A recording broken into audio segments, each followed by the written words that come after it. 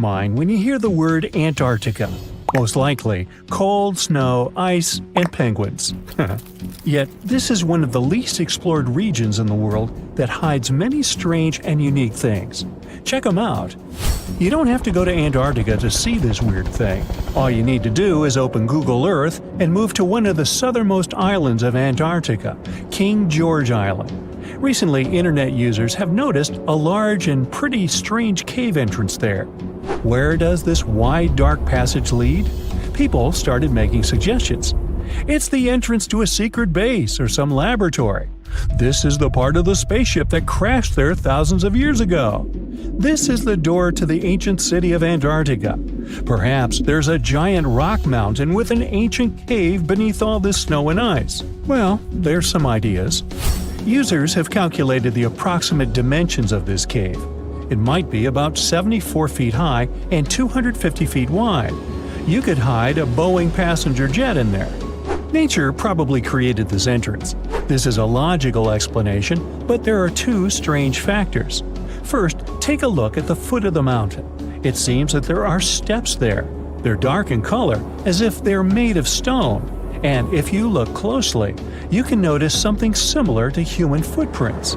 Has anyone entered this cave? Or maybe someone is still living there now.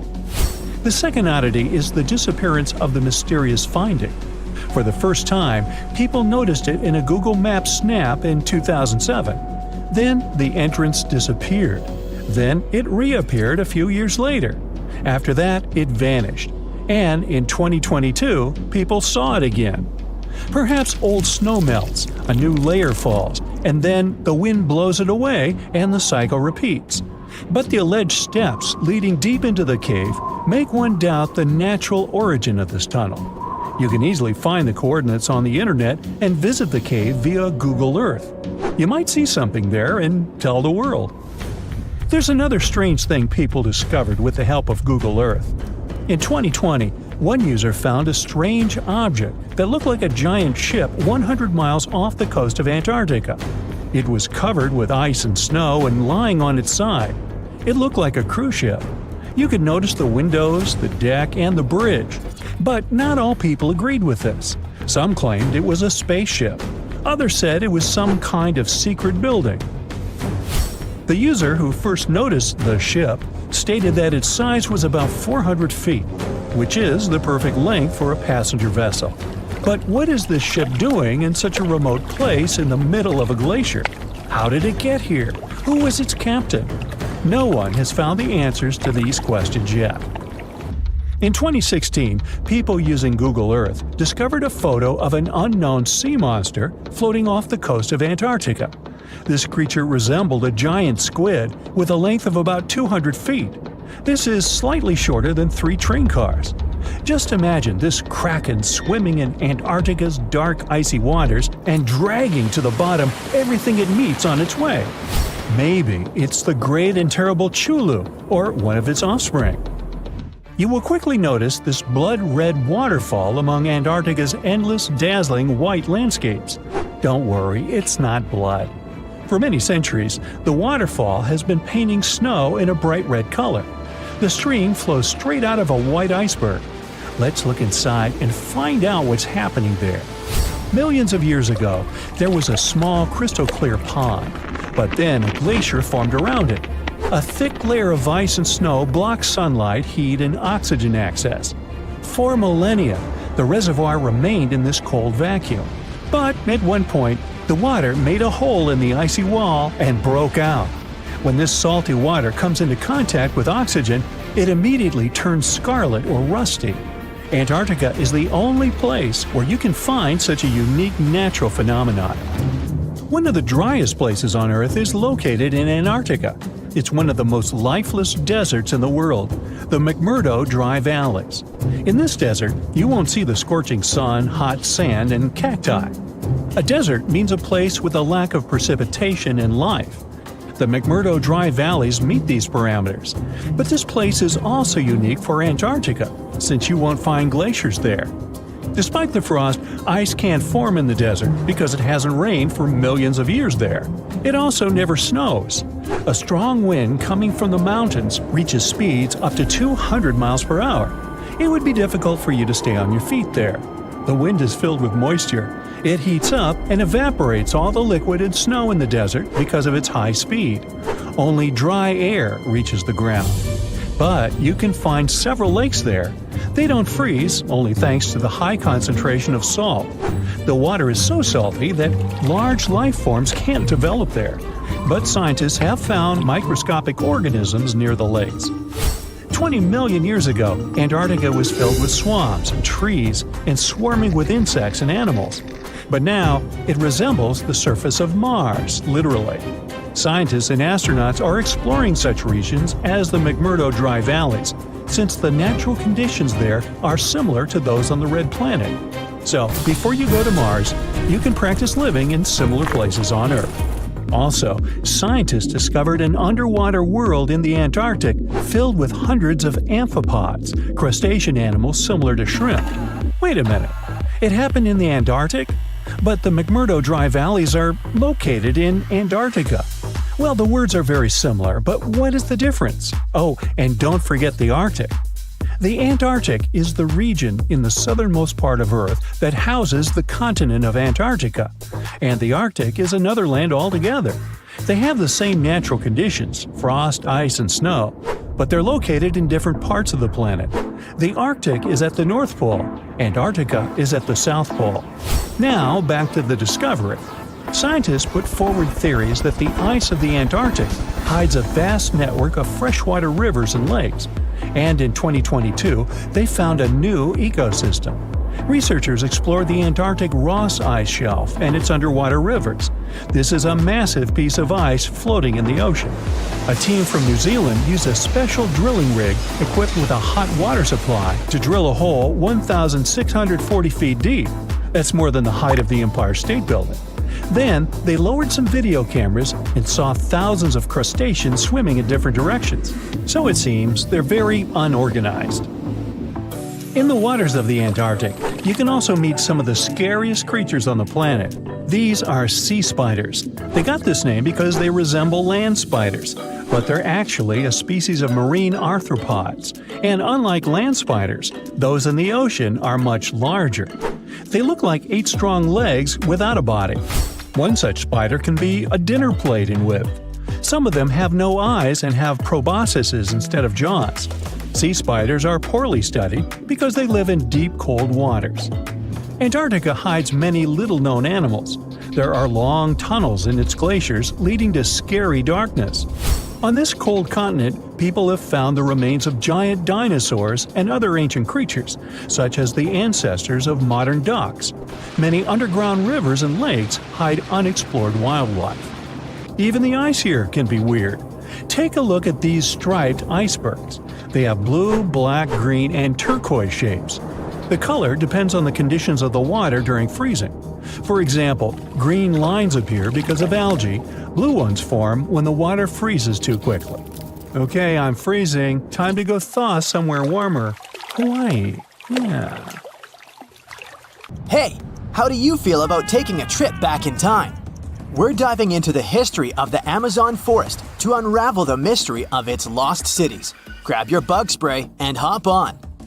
The Amazon forest is the world's largest rainforest.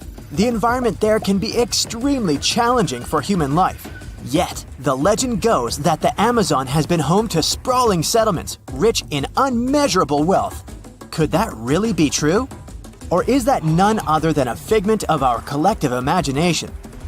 The legend of El Dorado might be the myth that started this whole thing.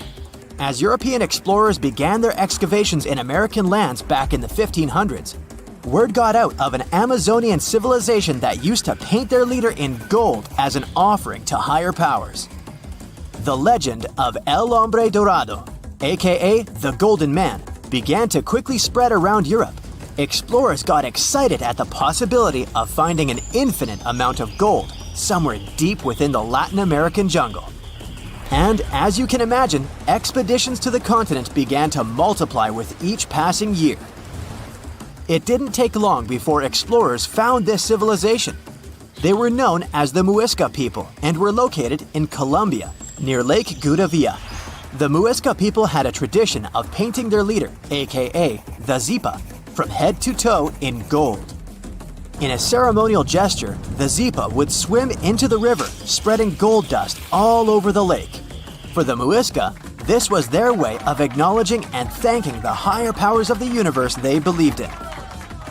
When European explorers heard and witnessed this practice, they were amazed. For them, gold was used solely for commercial purposes as their main currency for trade. This made them think that the Muisca people must have stacks and stacks of gold hidden somewhere in the jungle for them to use it so abundantly. Well, that's how the legend of El Dorado was born. What was once the practice of El Hombre Dorado traveled on word of mouth until it became El Dorado, a fictional city that was most likely to hide piles of gold. The hunt for this city led Europeans to spend large amounts of money to scour the Amazon forest. Unfortunately, all of their expeditions came back empty-handed. That is, if they ever came back at all. Now, jump to the beginning of the 1900s. In England, the Royal Geographic Society, a prestigious British institution, was looking for somebody willing to travel down to Latin America to trace the border between Brazil and Bolivia. More specifically, the part of the border that is nestled deep within the Amazon rainforest. One Sir Percy Fawcett was a Latin American aficionado, and he gladly volunteered to do the job. Oh, it's important to note that the Amazon forest is virtually the size of the continental USA. It sprawls across 8 countries, including Brazil, Peru, and Bolivia. And trust me, getting around is no easy feat. The jungle is covered in dense vegetation, and in addition to that, it's home to insane predators such as anaconda snakes, panthers, crocodiles, piranhas, and so on. But despite all that, Fawcett was very successful in his mapping adventure and seemed to be wanting to come back more. Back in England, Fawcett would scour diaries from other explorers hoping to learn more about the ancient Amazonian civilizations. He would read about the Incas and the Mayans and the great empires they built. He believed that if the Incas were capable of building empires that stretched over 2 million square miles, this could mean that other Amazonian civilizations could have thrived there too. During his research, Fawcett came across a report from a 16th century explorer. The report told of a city deep within the Amazon forest that held unimaginable quantities of minerals, a town that stretched for 15 miles without any space from a house to house. This report fueled Fawcett's imagination to a new extreme. From then on, he became obsessed with finding what he called the lost city of Z. Over years, Fawcett searched the Amazon forest, usually looking for stone ruins that could possibly indicate human settlements. On his later expeditions, he focused on exploring the state of Mato Grosso in central Brazil. He would travel from Europe and into the lower region of the Xingu River. The trip to the Xingu would take him around 14 days on foot. Then, he would set sail in small wooden boats accompanied by local indigenous leaders that knew the region better than anyone. How he communicated with the indigenous population is still a mystery, since they only spoke in local dialects. Some scientists believe that this could have been the real reason why he never found the city. They believed he wasn't able to communicate what exactly he was looking for. And this was not his greatest difficulty. As we've said before, Amazon is not a kind place for its visitors. In his diaries, Fawcett tells of encounters with a 60-foot-long anaconda, which he bravely survived. He writes of endless sleepless nights and waking up with his hands and feet swollen from mosquito bites. Some of his peers said he was invincible and tireless, but the day came during his 8th expedition when he didn't make it back home. Fawcett disappeared without leaving any trace behind. Some even suspect that he was close to reaching his lifelong goal. On the day of his disappearance, he sent an optimistic letter to his wife saying there was nothing to fear, and that he was setting out on a certain final search. Fawcett's failed attempt to find ruins seemed to support what had become a consensus among experts at the time, that this rainforest was too inhospitable to support large, complex societies, let alone cities. experts were convinced that the Amazon's lost cities were nothing more than fiction.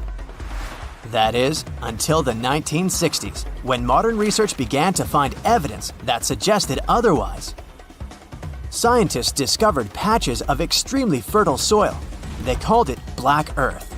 And apparently, they found lots of it in the Amazon, especially alongside rivers.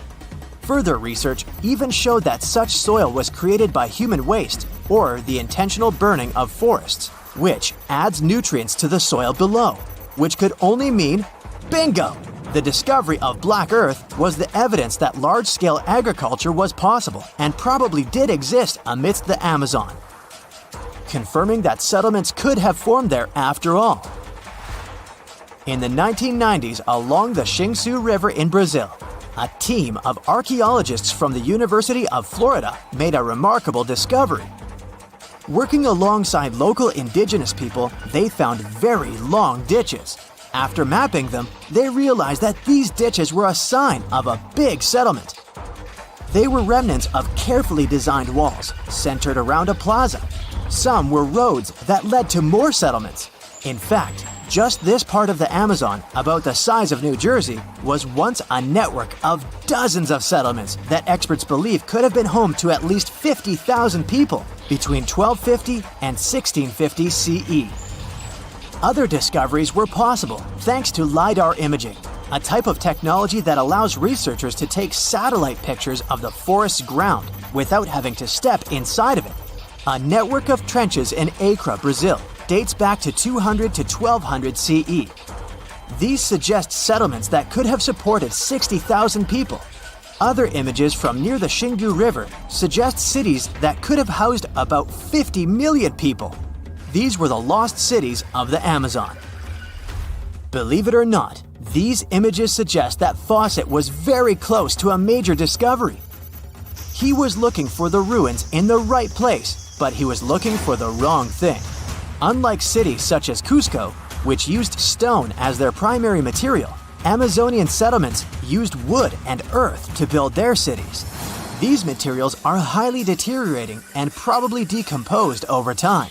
Finding them required a bit more technology than what Fawcett had available at his time. In 1850, French scientist Auguste Mariette went to Egypt looking for manuscripts, but accidentally found a head of a sphinx sticking out of the dunes. He cleared the sand and figured out the sphinx was guiding the entrance to some underground construction. Several months later, he finally entered the Serapium of Saqqara.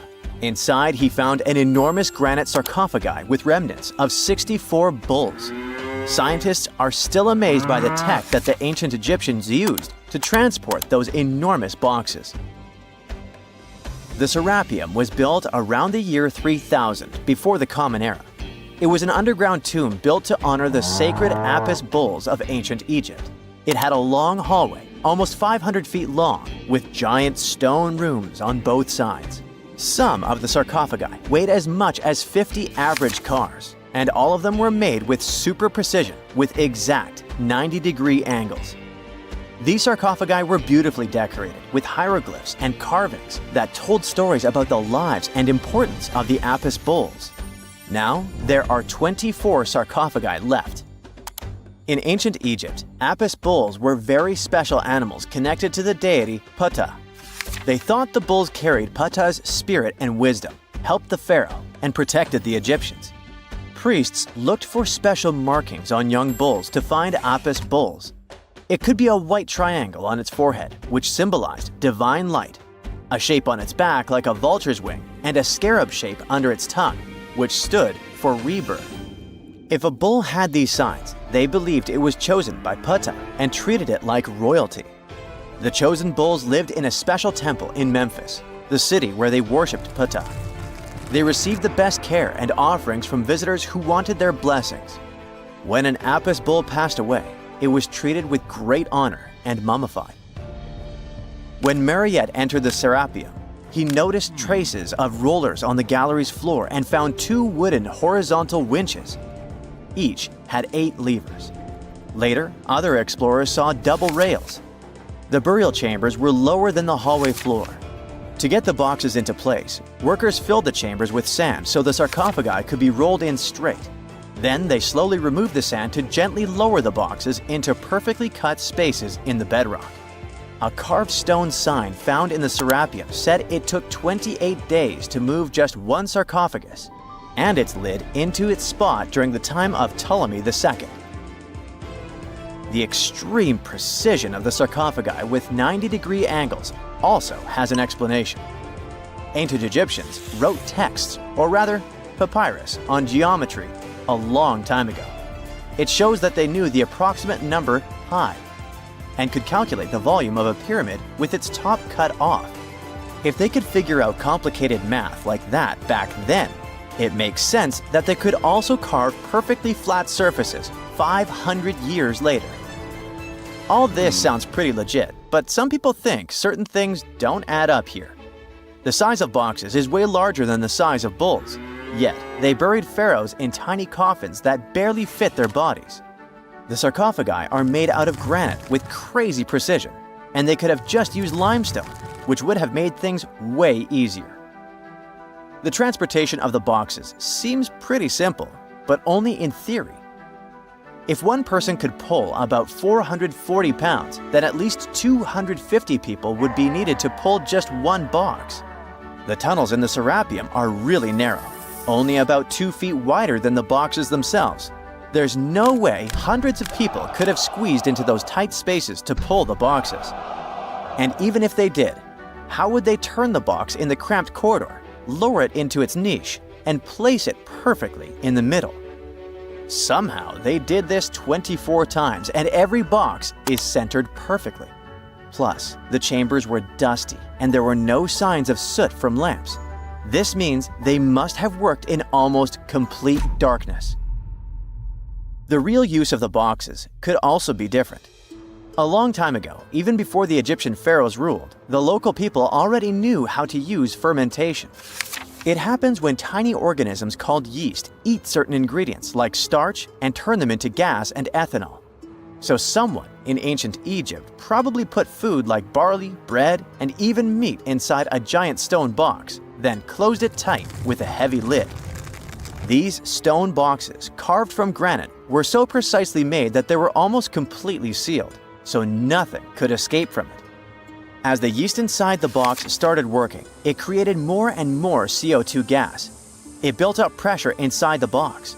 The granite boxes were incredibly strong. They could handle more pressure than a car tire can hold.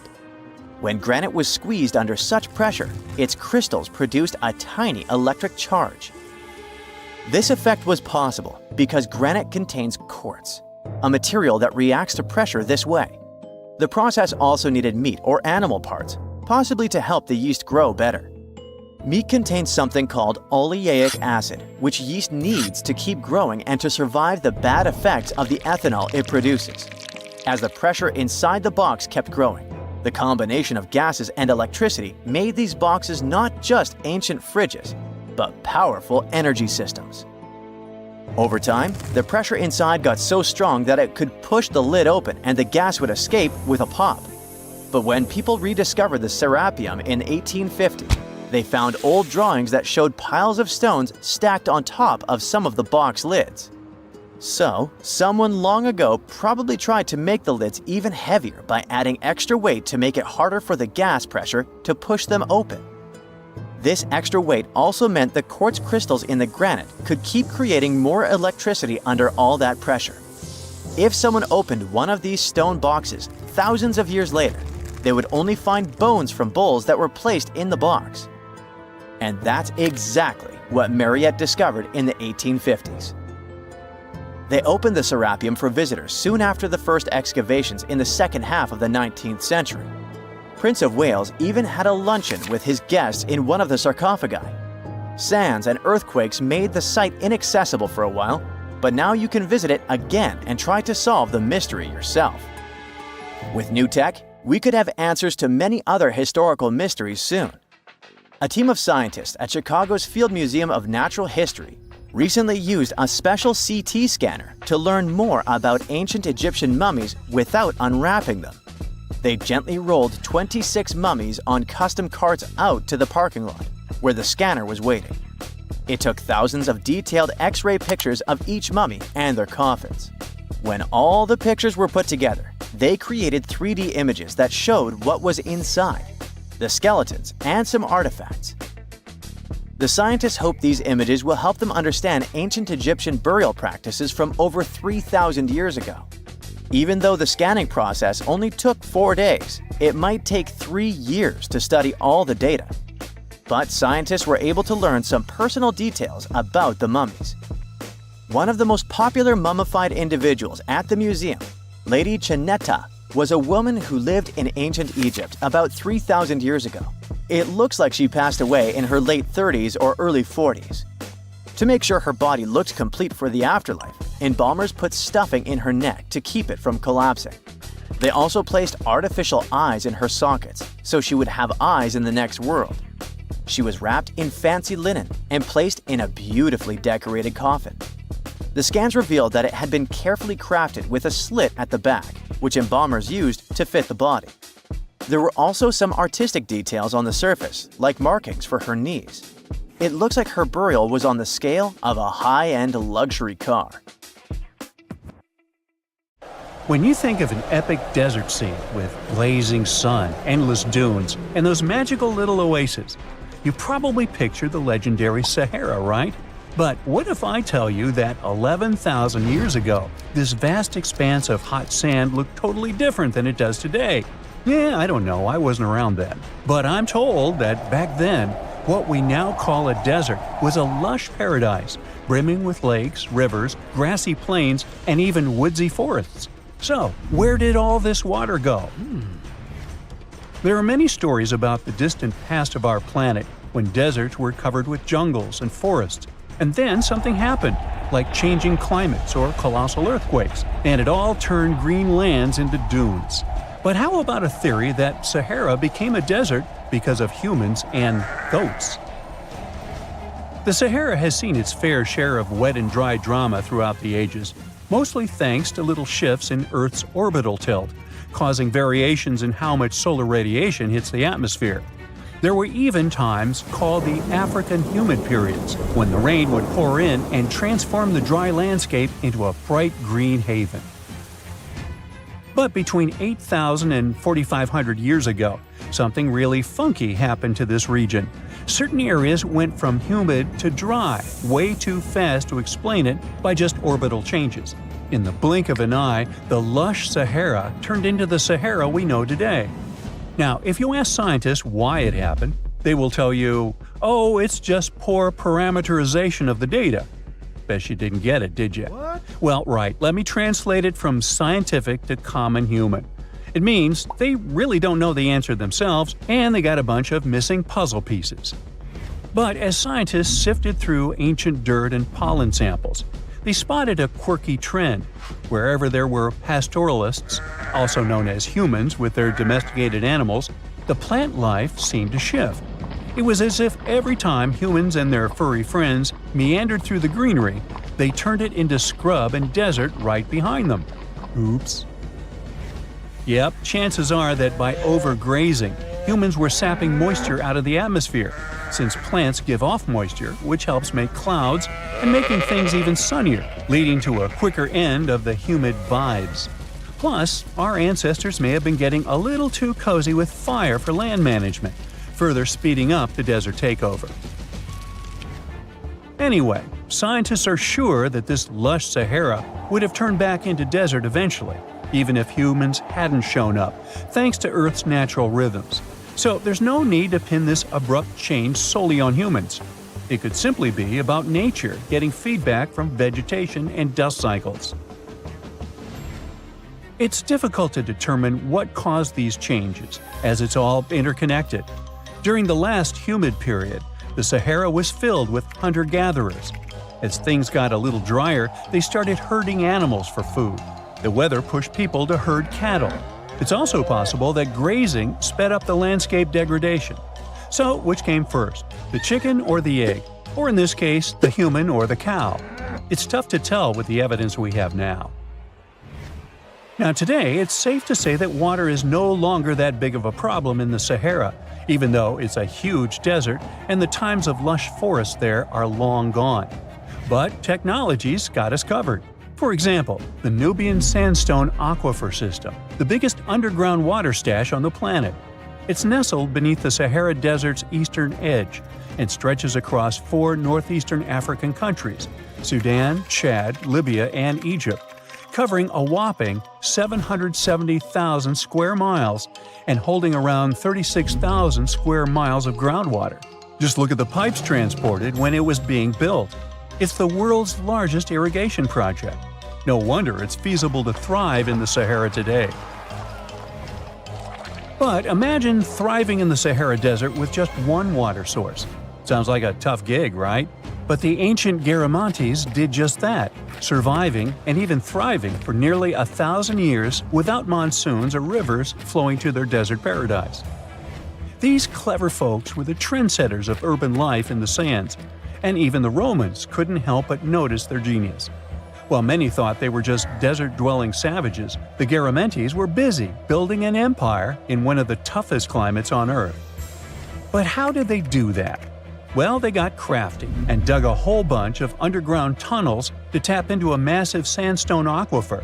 They were literally squeezing every drop of life from under the dunes. But recently, research showed that the Garamantes weren't just hardworking, they were pretty lucky too.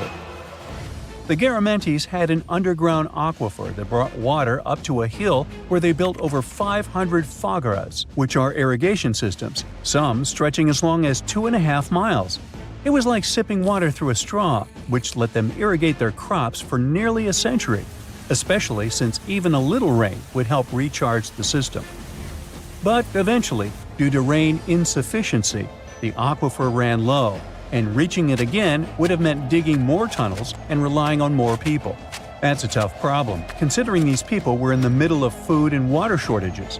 Guess I don't need to tell you what happened to the Garamantes, do I? The fall of the Garamantian culture might be linked to several factors. It may have been due to climate changes, or they may have simply used their water resources too much. Back in the day, the Sahara Desert was actually fertile agricultural land, thanks in part to the cool irrigation system the Garamantians created. But since fossil water isn't something you can replenish over time, the groundwater levels dropped pretty low. This likely played a big role in the kingdom's decline by the late 7th century CE. That sounds like someone who hit a lottery jackpot, used up all the money, and went back to their original not-so-cool job once the bank account got fully drained. Oh, by the way, even if the Garamantes left some secret wisdom messages for us, the chances are we'll never get what they wanted to tell us. Nobody really knows what language they used, and their texts are nearly indecipherable to us today. But let's go back to the Green Sahara. So it transformed into a desert about 4,500 years ago. But today, we can understand how people lived in those times in the Sahara thanks to natural parks in Africa that have the ultimate outdoor art gallery.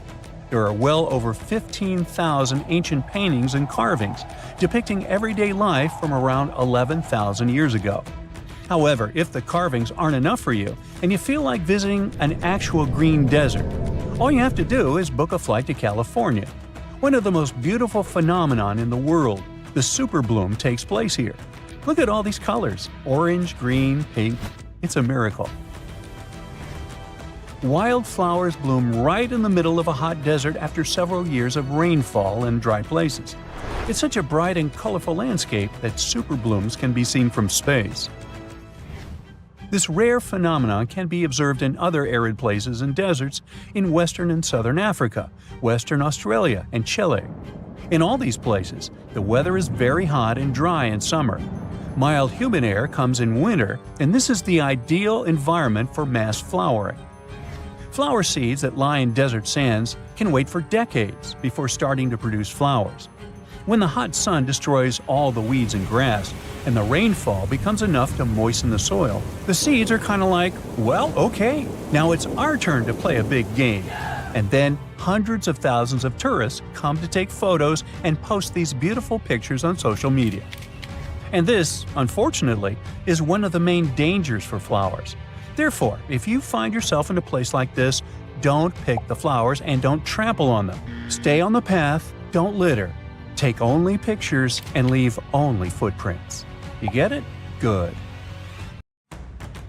Ooh, so check this out. Researchers just found some super old footprints from a family of extinct humans, like we're talking 300,000 years ago. The prints belong to a group of Homo heidelbergensis. Ooh, that's a tough one, but I nailed it. So those dudes were pretty advanced for their time. They were building homes and hunting big animals. But unfortunately, they couldn't handle climate change and disappeared about 28,000 years ago. No, they weren't sissies, trust me. The weather was really tough back then, and they couldn't just go grab a down jacket like you do. So, the University of Tübingen crew made the discovery in Germany, where they found the perfectly preserved prints in a forest by a lake. Apparently, elephants, rhinos, and other critters used to come relax by the lake, and so did this Heidelberg family. The scientists believe they were probably just a family outing rather than a group of adult hunters, since there were little kid footprints too. And depending on the season, they could munch on plants, fruits, leaves, shoots, and mushrooms around the lake. Experts even found tracks from an extinct elephant species that used to weigh up to 13 tons. Now, can you imagine seeing one of those in person? Just so you know, 13 tons is about 45 times as heavy as a pig. Oink. They were digging around in Stonehenge when they stumbled upon some elephant tracks that were 21 inches long. That's like the length of a really big ruler. They even found wood fragments in the ruts that the elephants had left behind. But wait, there's more. They also found a rhino print from the Pleistocene era, which is pretty wild. It's the first time they found a footprint from this particular species in Europe. Who knew rhinos had such big feet? Except those whom the rhino stepped on. Meanwhile, over in New Mexico, some British and American archaeologists found some ancient human footprints that date back 23,000 years. They used radiocarbon dating to figure out when these footprints were made, and it turns out they were stomped into the mud during the last glacial maximum. That's when ice sheets covered much of North America and sea levels were lower than they are now. Now, we've always thought that humans first made their way to North America between 13,000 and 16,000 years ago. But these footprints suggest that our ancestors were wandering around way earlier than that. Some people even think that humans might have been hanging out in North America as far back as 33,000 years ago, although not everyone is convinced. Alrighty, if there were footprints, there must have also been some shoes too, am I right? Well, researchers may not have found signature Gucci loafers, even though they've been around since 1953, but they did find a cave in Armenia full of ancient artifacts from the Copper Age. And guess what? Those artifacts included a seriously well-preserved shoe that's now the oldest footwear ever found. That footwear was made from a single piece of cowhide leather, which is pretty rare today, despite all the fancy schmancy technological upgrades we've got today. Talk about premium quality. Currently, the coolest modern-day designer shoes are trying to copy this hole-cut technique. The shoe was also rubbed with some kind of plant or vegetable oil for extra durability, and it even had shoelaces that crisscrossed through a series of holes, just like our beloved sneakers today. The shoe was about the size of a woman's US 7, so we're guessing it was tailor-made for some fancy-pants wealthy person.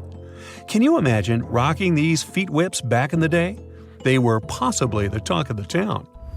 Now, since we're talking about shoes, have you ever had that gross feeling when you step in something sticky? Especially if you're wearing a brand new pair of white sneakers? No, not what you're thinking. I'm talking about chewing gum. It's a total buzzkill to have it stuck to your shoe. A super cool British archaeology student named Sarah Pickett found a 5,000-year-old piece of Neolithic chewing gum made from birch bark tar while on a dig in Finland. It even had tooth marks in it. Who knew our ancestors were into chewing gum too? Apparently, birch bark tar has antiseptic properties, so it's believed that Neolithic peeps chewed it to help treat mouth and gum infections.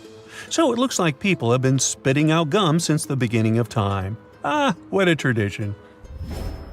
Prehistoric designers had way more than just shoes to offer to prehistoric fashionistas.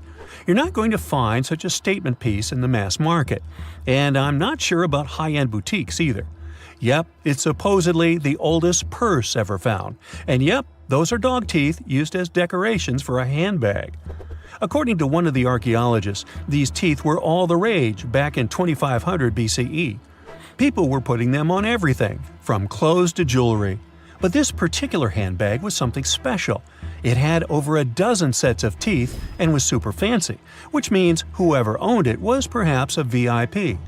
Unfortunately, the purse itself didn't survive the test of time. All that's left are these teeth, pointing in the same direction and looking like a modern-day handbag flap. It must have been truly chic back in the day, but it's a good thing we've moved on to more humane materials for our accessories. Did you hear about the dino-sized discovery on Yorkshire's coast? Yep, sometimes scientists discover not human footprints, but dino footprints. This time, they found a record-breaking dinosaur print that could have been left by a predator taking a break 166 million years ago. Can you imagine a T-Rex lounging on the beach with a smoothie in hand? This 3-foot-long fossil, spotted in Burniston Bay near Scarborough, is the largest ever discovered in the region. The team of researchers who studied the track concluded that it was made by a giant carnivore like a megalosaurus. That's one big and hungry dino. The footprint is the largest made by a theropod, which is a group of bipedal dinosaurs that includes the infamous Tyrannosaurus rex. So, we're talking about some seriously big and scary creatures here. A paleontologist from the University of Manchester said the discovery had shed new light on the behavior of these carnivorous giants. Apparently, features of the footprint suggest that this large predator was squatting down before standing up. Maybe it was doing some yoga or taking a bathroom break. Who knows? Another archaeologist, Marie Woods, stumbled across the print while collecting shellfish on the shore. She said she couldn't believe what she was looking at. I mean, who would expect to find a giant dinosaur print while picking up some clams? It's lucky that Ms. Woods and Rob Taylor, a local fossil collector, rescued the fragile print from the shoreline. Experts warned that it was at risk of being lost to erosion or landslides. Now, plans are in motion for the footprint to go on public display at the Rotunda Museum in Scarborough. But there's some more dino-mite news. Several drought conditions in Texas have revealed ancient dinosaur footprints that are over 100 million years old. Multiple dinosaur tracks belong to the dinos were recently discovered at Dinosaur Valley State Park in northwest Texas. The droughts have caused a river running through central Texas to dry up almost entirely, which is how these prehistoric prints were finally uncovered. This guy was a real beast, measuring 15 feet and weighing in at 7 tons. It used to roam the area over 113 million years ago, according to the state park. About 60 prints from this dino have been revealed due to the drought, with an estimated 140 tracks from the dinosaur in total. But that's not all. Prints from Sauroposeidon were also discovered. This creature was a massive 66 feet long and weighed about 48 tons when fully matured. Experts believe that the Acrocanthosaurus preyed on Sauroposeidon, which explains why their prints were found together. There's a weird thing though. Sauroposeidon was bigger than Acrocanthosaurus. Can any professors please explain to me why the smaller dude would munch on the bigger one? Well, there you are. The sun is scorching, you're thirsty. All you can think about is water and ancient bones under your feet. You're wandering through the Sahara, the largest hot desert on Earth. Right now, you're crossing a stretch of sand called Whale Valley. And all over these 75 square miles of land, fossils cover the ground so thickly that you can't help but step on them. Paleontologist Hesham Salam says it's an unusual picture in this place. The bones are poking right out of the cliffs, as if they're calling to you to come check them out. You can spot ribs scattered all over the place. Look at these vertebrae. They're giant. Ooh, the creature they once belonged to must have been up to 65 feet long. The fossils show that the animal had a streamlined body like today's whale, but still had features like hind legs and feet. For scientists, it means a very exciting thing. They might have discovered a fully intact skeleton of a prehistoric whale. It was an animal that lived in this area when Egypt was underwater. You see, today, the Valley of the Whales is the world's largest ancient whale graveyard. You're likely wondering what marine animals are doing in a desert more than 100 miles away from the nearest coast. Well, millions of years ago, this desert was at the bottom of a massive ocean called the Tethys, which stretched from Europe to India. When sea levels dropped, the ocean left behind a seabed covered with fossils. And today, the fossils of some of the earliest known whales rest here, which gives researchers a peek into how today's massive ocean whales may have evolved. The fossils here are super detailed, even with some stomach contents still intact. Scientists have also found fossils of ancient sharks, crocodiles, and turtles, helping to recreate what this marine world looked like millions of years ago. Now, the first whale bones were discovered in 1902, but it wasn't until the 1980s that people really started to explore the area, only when access to this area became better. Sadly, some fossils had been taken away by collectors before the site turned into a protected area.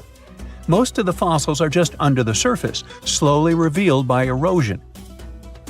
Whale Valley gives us an amazing glimpse into millions of years of ancient coastal marine life.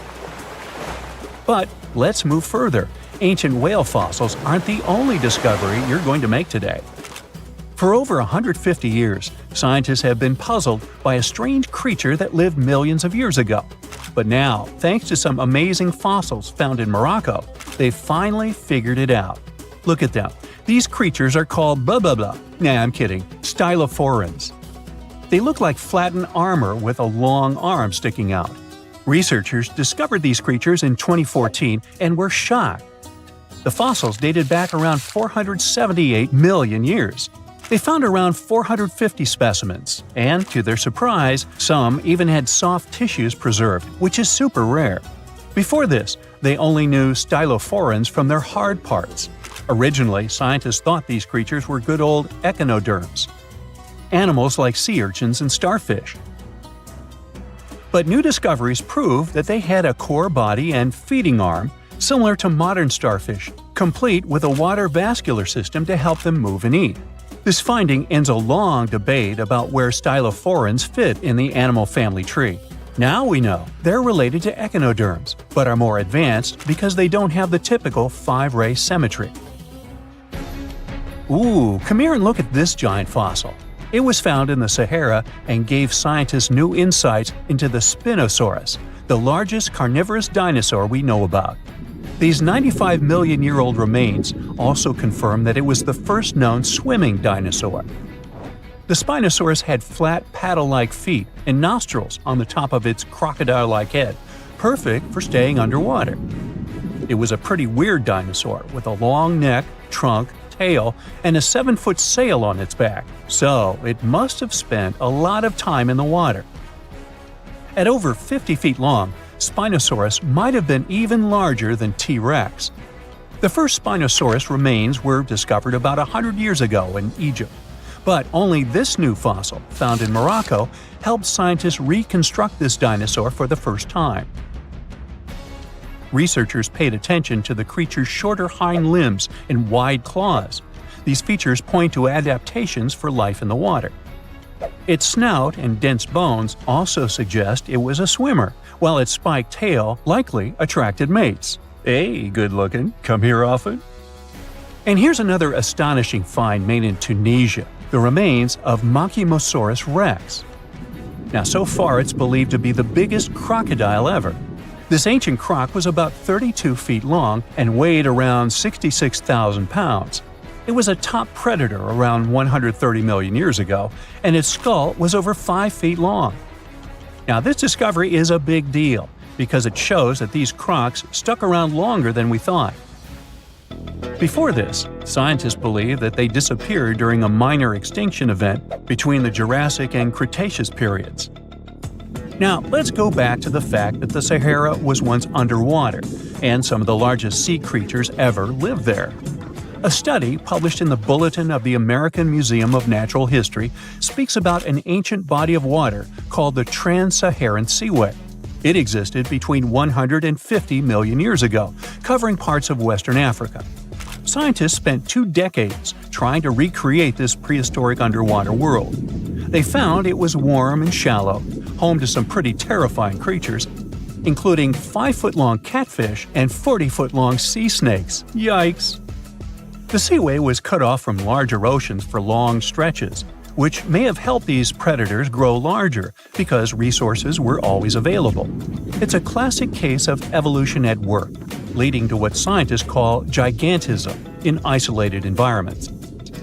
But all that water didn't just disappear with no trace. Under the sands of the Sahara, scientists have discovered a massive ancient lake, which they're calling a megalake. Makes sense? This lake formed around 250,000 years ago when the Nile River flooded the eastern Sahara. At its biggest, this lake covered over 42,000 square miles. It's about half as big as Kansas. They also found evidence of a smaller lake, 93 miles west of the Nile, at a slightly lower level and covering 18,600 square miles.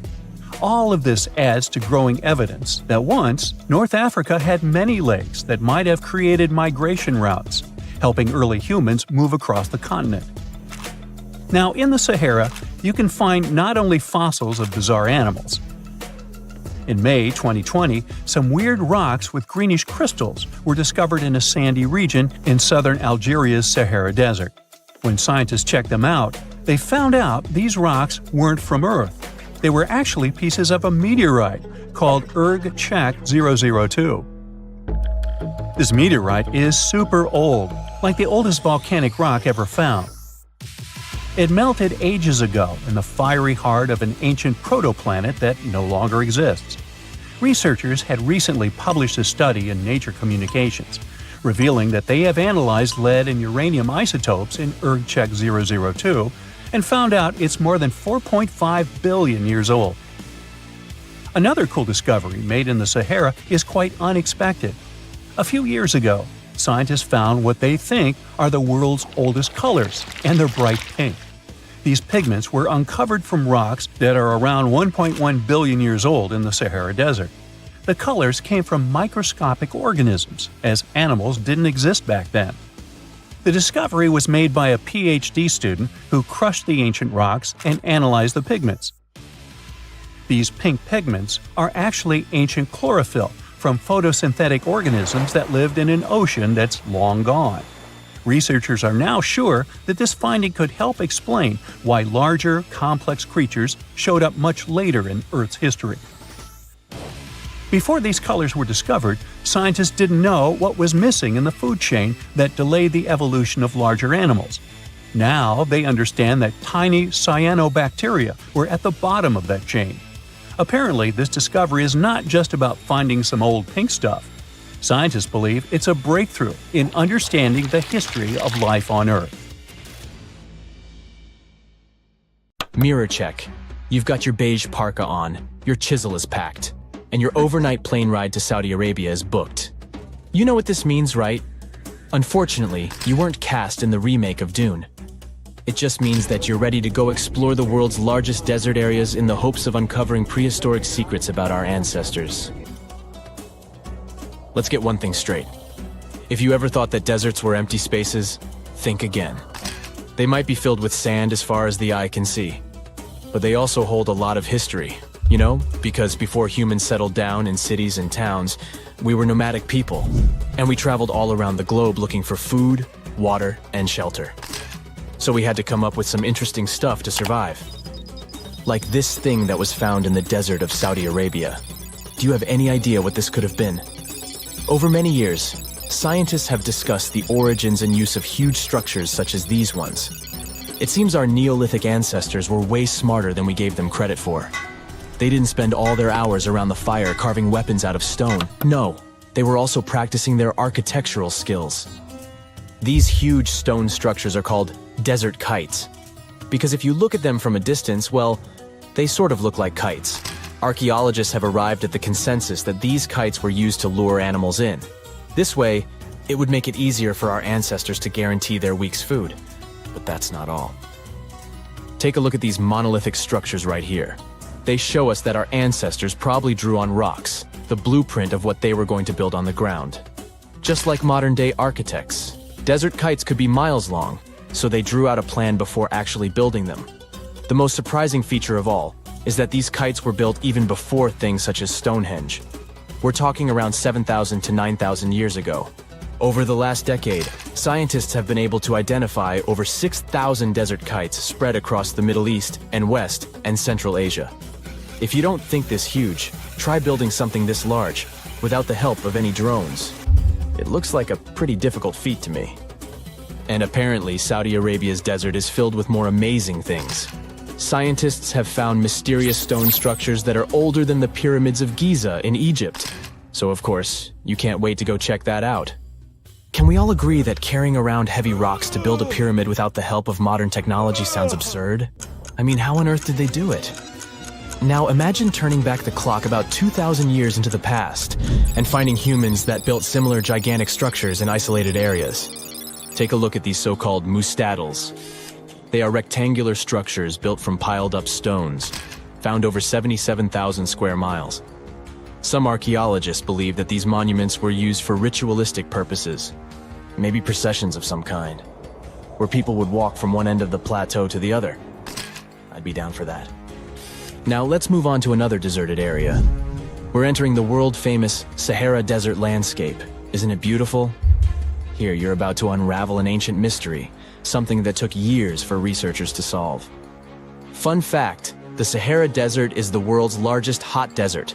It spans over 3 million square miles, which would be like putting 1,000 times the country of Hawaii next to each other. We say it's the largest hot desert because the world's largest desert area is Antarctica. But we all know temperatures over there are freezing, not the typical image of when we think of a desert. Deep into the desert, near the Algerian town of Fougeret et Zoua, something strange was found. For decades, these tiny dots appeared on images of Google Earth, but nobody could explain what they were. Some scientists were sure that these circles are the result of oil activity in the region. Others guessed that these were ancient fogeras or ancient water wells. There are dozens of them, stretching for miles and miles in a straight line. The strange thing is that they are always far away from any town, road, or human activity in general. So what was or is their purpose? If you had to take a guess, what would you say? Remember we talked about how our ancestors had to be creative in order to survive in the desert? Let's try to walk in their shoes for a minute.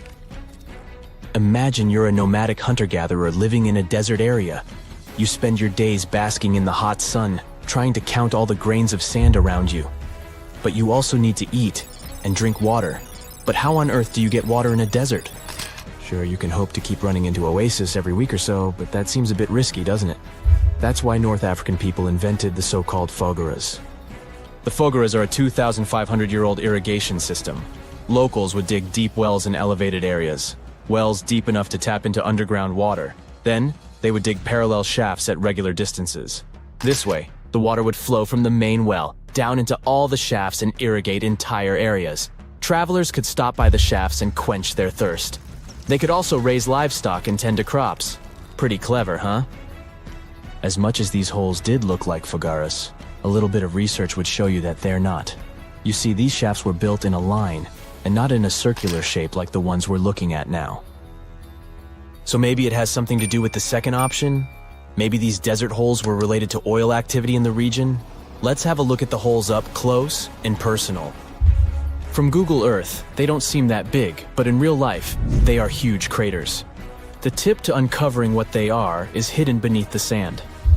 If you were one of the researchers originally uncovering the truth behind this mystery, you would have found something unique hidden in the sand. Old dynamites and vintage sardine cans. Putting the pieces of the puzzle together, scientists found that these sardine cans were a model from the 1950s and 1960s. It seems that entire teams from that decade would camp out while they surveyed the area for oil. And what about the dynamites? These were used for seismic surveying. This is an old technique, used to identify if there is oil and gas beneath the Earth's surface.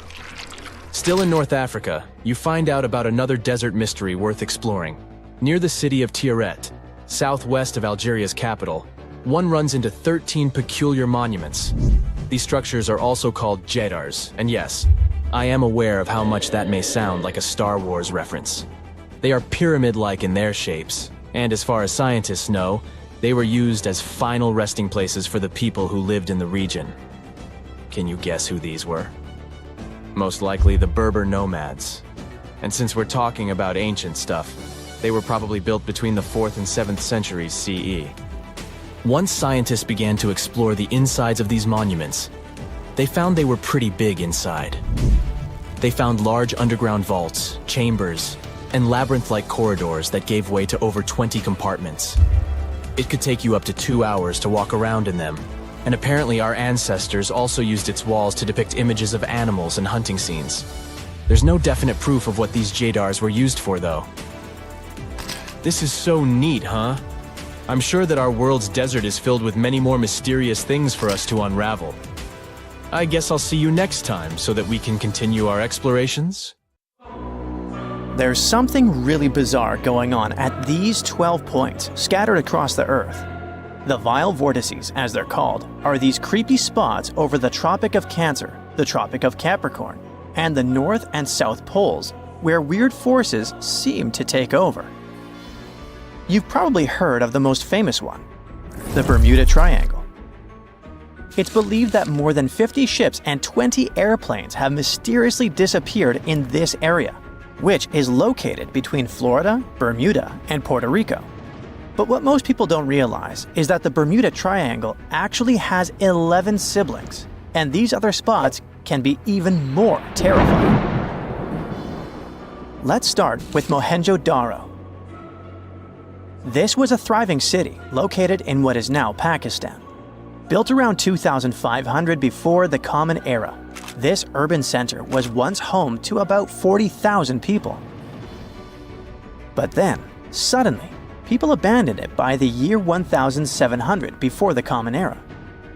In the 1940s, an archaeologist discovered 39 human skeletons at the site, which fueled the theory that the city was invaded by some other civilization at some point.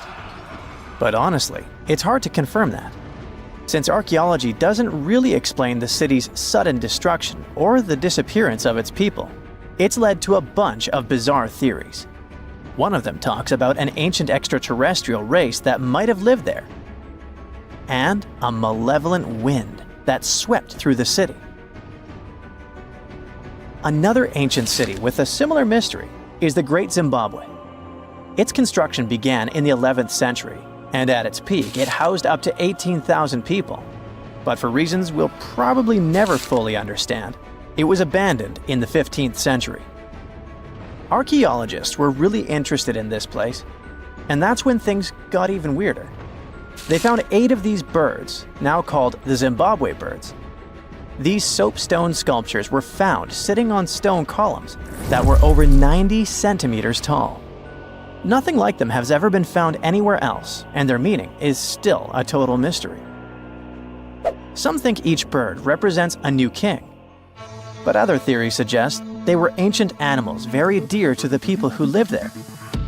Adding to the mystery, local legends talk about a strange, short man who's sometimes seen wandering around, but he always disappears before anyone can get close.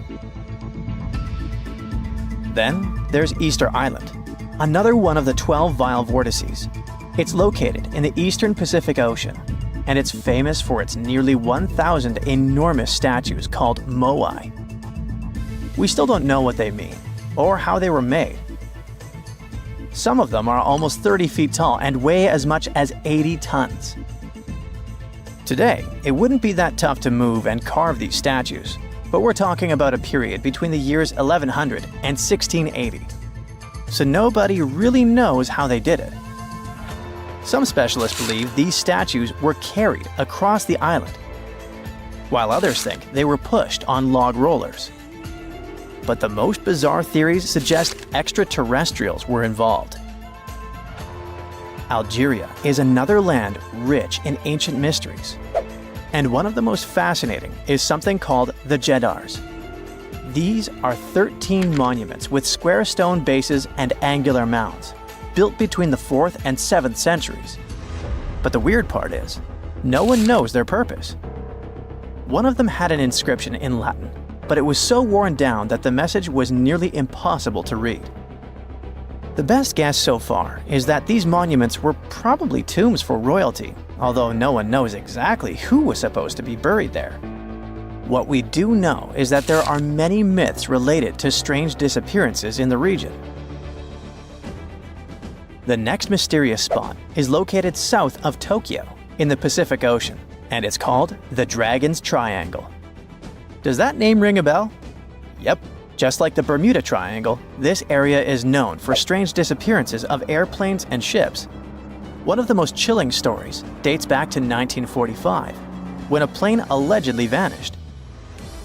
The pilot supposedly sent a radio transmission right before the aircraft disappeared, claiming that something strange was happening in the sky, like it was opening up or something. While this story is definitely eerie, the truth behind it and many other Dragon's Triangle legends is still up for debate. If you type Hamakulia volcano into Google Earth, you'll find it located in Hawaii's Ring of Fire. But this place is so shrouded in mystery that it's hard to find much information about it.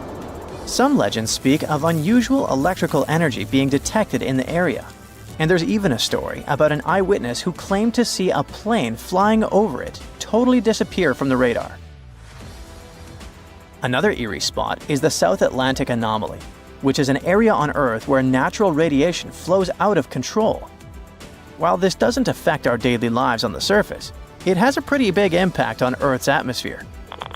The radiation there is so intense that it can knock out the onboard computers of spacecraft and interfere with the data collected by satellites passing through the area. To deal with this, specialists had to add an additional shield to the International Space Station. The South Atlantic Anomaly is also linked to a weird event that astronauts experience called cosmic ray visual phenomena. They've reported seeing random flashes of light or shooting stars out there in space, but it's all just some kind of illusion. From wild radiation to strange seismic activity. The Wharton Basin in the Indian Ocean is a place known for unusual tectonic events. In April of 2012, a massive earthquake measuring magnitude 8.6 hit the region. This was considered the largest intraplate earthquake ever recorded, meaning it happened within a tectonic plate rather than at its boundary. This caught the attention of scientists, who now speculate that the region might be forming a new boundary between the Australian and Indian plates. But for now, this is all still one big mystery. Now let's head to the Pacific Ocean. More specifically, to the New Hebrides Trench. This submarine trench is about 750 miles long and 45 miles wide. It formed when the Australian plate slid under the New Hebrides plate.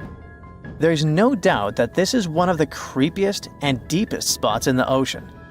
The danger isn't just down in the deep sea either, as this trench has been connected to several earthquakes that affected New Caledonia and Vanuatu. This area also has some strange features. For example, when scientists explored it, they didn't find a single grenadier fish down there. This type of fish is one of the most common deep-sea creatures you would expect to see in trenches around the Pacific. So why aren't they around the New Hebrides Trench? Maybe they know something we don't. The two remaining vile vortices are the North and South Poles. These two are on the opposite ends of the planet, but they share one thing in common: strange disappearances. One of the most famous stories from the North Pole happened in 1897. 3 brave explorers set out on a journey to reach the North Pole using a hot air balloon. But they never completed their mission. Their mysterious disappearance remains one of the most intriguing, unsolved mysteries in the history of Arctic exploration. The South Pole is also known for similar mysteries. It's believed that hundreds of people may be buried beneath the snow and ice of the coldest continent on Earth. Even with all the advancements in technology and knowledge, the South Pole can still be extremely dangerous for anyone who ventures there. The temperatures can drop to almost minus 130 degrees Fahrenheit, and the winds can get up to 200 miles per hour. And that's definitely enough reason to stay away. Now that you're familiar with the 12 vile vortices, let me tell you something even stranger. If you look at a map, you'll see that these places are arranged in a way that looks pretty similar across the globe. Here's the weird part. If you connect these spots where unexplained events have occurred, you actually form the geometric shape of an icosahedron. This could be just a huge coincidence, but the fact that these mystery spots align with this shape makes them even more intriguing. Big news! Santa is real, and he looks like this. I know it's not exactly how we pictured the jolly old guy, but a recently discovered tomb might just be the proof we've been waiting for to show that St. Nicholas was real and Turkish. Turns out he wasn't a North Pole native, but a kind-hearted bishop from the 4th century, famous for giving gifts to everyone. The legend says he was a wealthy man born in the ancient city of Petra, modern-day Turkey, who traveled to the countryside to help the poor and the sick.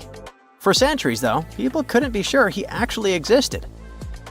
Some historical sources say he was buried in Myra, which is now called Demre, Turkey.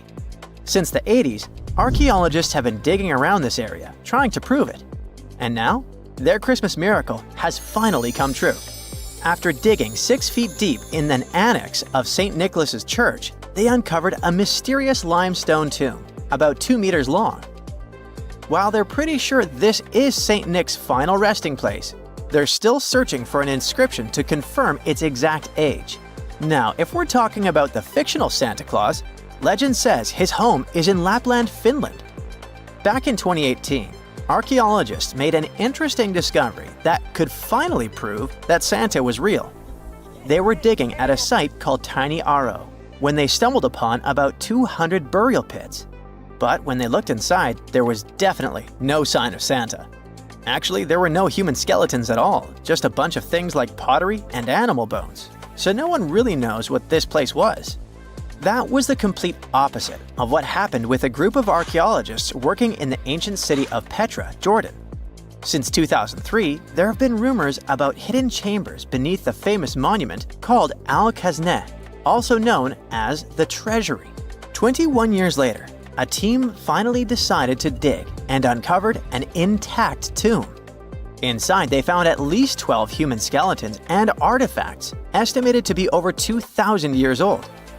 Hundreds of thousands of tourists travel to Al-Khazneh every year, and most of them probably go there to see the site of the Holy Grail in the movie Indiana Jones and the Last Crusade.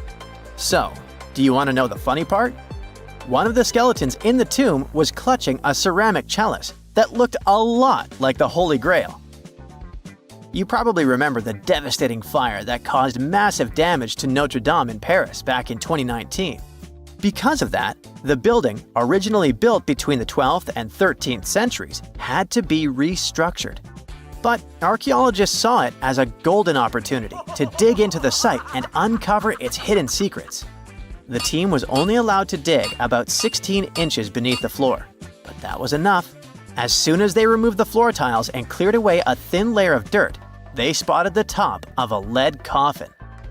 Then, they found some limestone sculptures, including life-sized heads and torsos. Altogether, they uncovered over 1,000 fragments of different works of art. Ancient statues have been found in the most random places, including a sewer.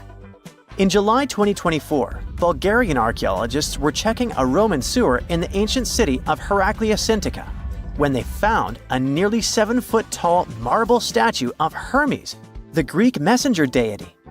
This town was completely devastated and abandoned after 2 earthquakes, one in the year 388 and the other in the year 425. But somehow, it didn't destroy this statue. In fact, its head was found in surprisingly good condition. Finding ancient artwork is definitely fascinating, but imagine stumbling upon an entire hidden city in the Amazon rainforest. Using high-tech lasers, researchers uncovered a lost civilization with thousands of structures and a whole network of roads, canals, and houses, all buried beneath the dense jungle. This city was built around 2,500 years ago, in an area located in the shadow of a volcano, which, by the way, could have erupted and destroyed this civilization at some point. It's hard to say exactly how many people live there, but experts estimate they stayed up there for about 1,000 years. This discovery proves ancient people also had huge, organized cities in the middle of the Amazon. a similar thing happened in Campeche in southern Mexico. An archaeologist was doing some research on the internet when he accidentally discovered a hidden Maya city. This area, now called Valeriana, was huge, about the size of Edinburgh, the capital of Scotland. It had pyramids, sports fields, amphitheaters, and paths connecting different districts. Thanks to satellite images, archaeologists uncovered an entire unknown civilization from the Bronze Age. They were checking out aerial images when they discovered 100 prehistoric settlements in the Pannonian Plain, a region that includes parts of what's now Serbia and Hungary. The people who lived there are now known as the Titsa site group, and it looks like they were a pretty well-organized society, skilled at growing food, hunting, and fishing. Google Earth helped a team to uncover a mysterious set of 400 ancient gates in Saudi Arabia. These gates, scattered across the desert, are thought to be from thousands of years ago. They're made of stone and arranged in weird formations that have left archaeologists scratching their heads. I mean, they don't look like they were meant for funerals, and they don't seem like structures where people lived. So, we still have no idea what they are. Technology is really changing archaeology. Thanks to artificial intelligence and, well, a $1 million prize, we've finally been able to decipher part of an unreadable and super damaged ancient scroll. The Herculaneum scrolls were discovered by workers digging up the ancient town of Herculaneum near Pompeii in 1752. But their condition was so bad that, for years, they were considered indecipherable. Thankfully, AI has helped unveil their secrets. Based on the studies so far, experts believe that one of these scrolls was written by a philosopher who valued pleasures, like music and food, above all else. No doubt, Stonehenge in England is one of the most mysterious places on Earth. Some theories even suggest it was built by extraterrestrials. After more than a century of research, archaeologists are still figuring out how it came together. See that big altar in the middle? Turns out it came all the way from Scotland. And that's pretty wild, considering this massive sandstone block weighs over 6 tons, and the people who built Stonehenge more than 4,000 years ago didn't have the luxury of wheels or modern tools. We can find some pretty amazing stuff in the oceans too. In 2013, a mysterious shipwreck was found about 20 feet underwater off the coast of Kenya. At the time, no one knew where it came from. But now, researchers are pretty sure this could be a ship from Vasco da Gama's fleet. You know, the famous Portuguese navigator, best known for being the first to sail from Europe to India by rounding Africa's Cape of Good Hope. If it's confirmed, this shipwreck could be one of the earliest European shipwrecks in the Indian Ocean. Ancient treasures can take many forms, including a bottle. Recently, archaeologists in Norway uncovered a 150-year-old message in a bottle during an excavation of a Viking burial mound. The bottle contained a letter written by Anders Lorange, an archaeologist who worked on the site back in the 1800s, along with his business card and a few coins wrapped in paper. The letter gave some details about the excavation, though it seems Lorange got a few things wrong, like the exact number of Viking shields discovered. At the end of the letter, he wrote a personal note in runic script, "Emma Gade, my girlfriend." So it gave us not only insights into history, but also a peek into his love life. There are entire communities of unusual tiny organisms that live in lagoons in Patagonia, and they are some of the first forms of life ever. No one had known about them until 2 scientists, Brian and Maria, went to explore certain areas in Patagonia. Now, Patagonia occupies nearly half of Argentina, and few people live there, only some farmers and sheep ranchers that mostly stay near rivers and grow things such as apples, pears, and alfalfa. A long time ago, it was a wild and distant place where Indian tribes lived. But this time, we're going to follow the tracks of life forms that appeared long before humans and look closer at these interesting microorganisms Brian and Maria found. Those two had to drive for 9 hours on some rough roads to reach their destination. They stayed in a small village. Only 35 people live there. These people depend on just one spring because it almost never rains there. On the last night in the village, Brian realized that satellite images he had taken had shown a set of lagoons that were only 10 miles away. The next day, the small team jumped into a car and went up the road as far as they could until it became too difficult to drive. They continued hiking the rest of the way. It was hard because they had to carry water to deal with the intense sunlight. In some spots, they ended up sinking up to their knees in a slush made of salt. Up there were 12 lagoons with perfectly clear waters. The place itself didn't offer much except for very acidic and salty water and intense direct sunlight. But it was kind of like traveling back in time, because those conditions were like what Earth looked like many, many years ago. When Brian examined the lagoons, he was surprised to see many unusual microorganisms there. We call them stromatolites, and they're so small we can't even see them without a microscope. But they get together and form large communities. In the past, many unusual species lived this way. For example, cyanobacteria. They were important back in their time because they produced oxygen. Earth, in its initial stages, didn't have much of this gas in its atmosphere. The first stromatolites might have been formed by diverse types of bacteria that didn't necessarily produce any oxygen, but were just living their peaceful life there.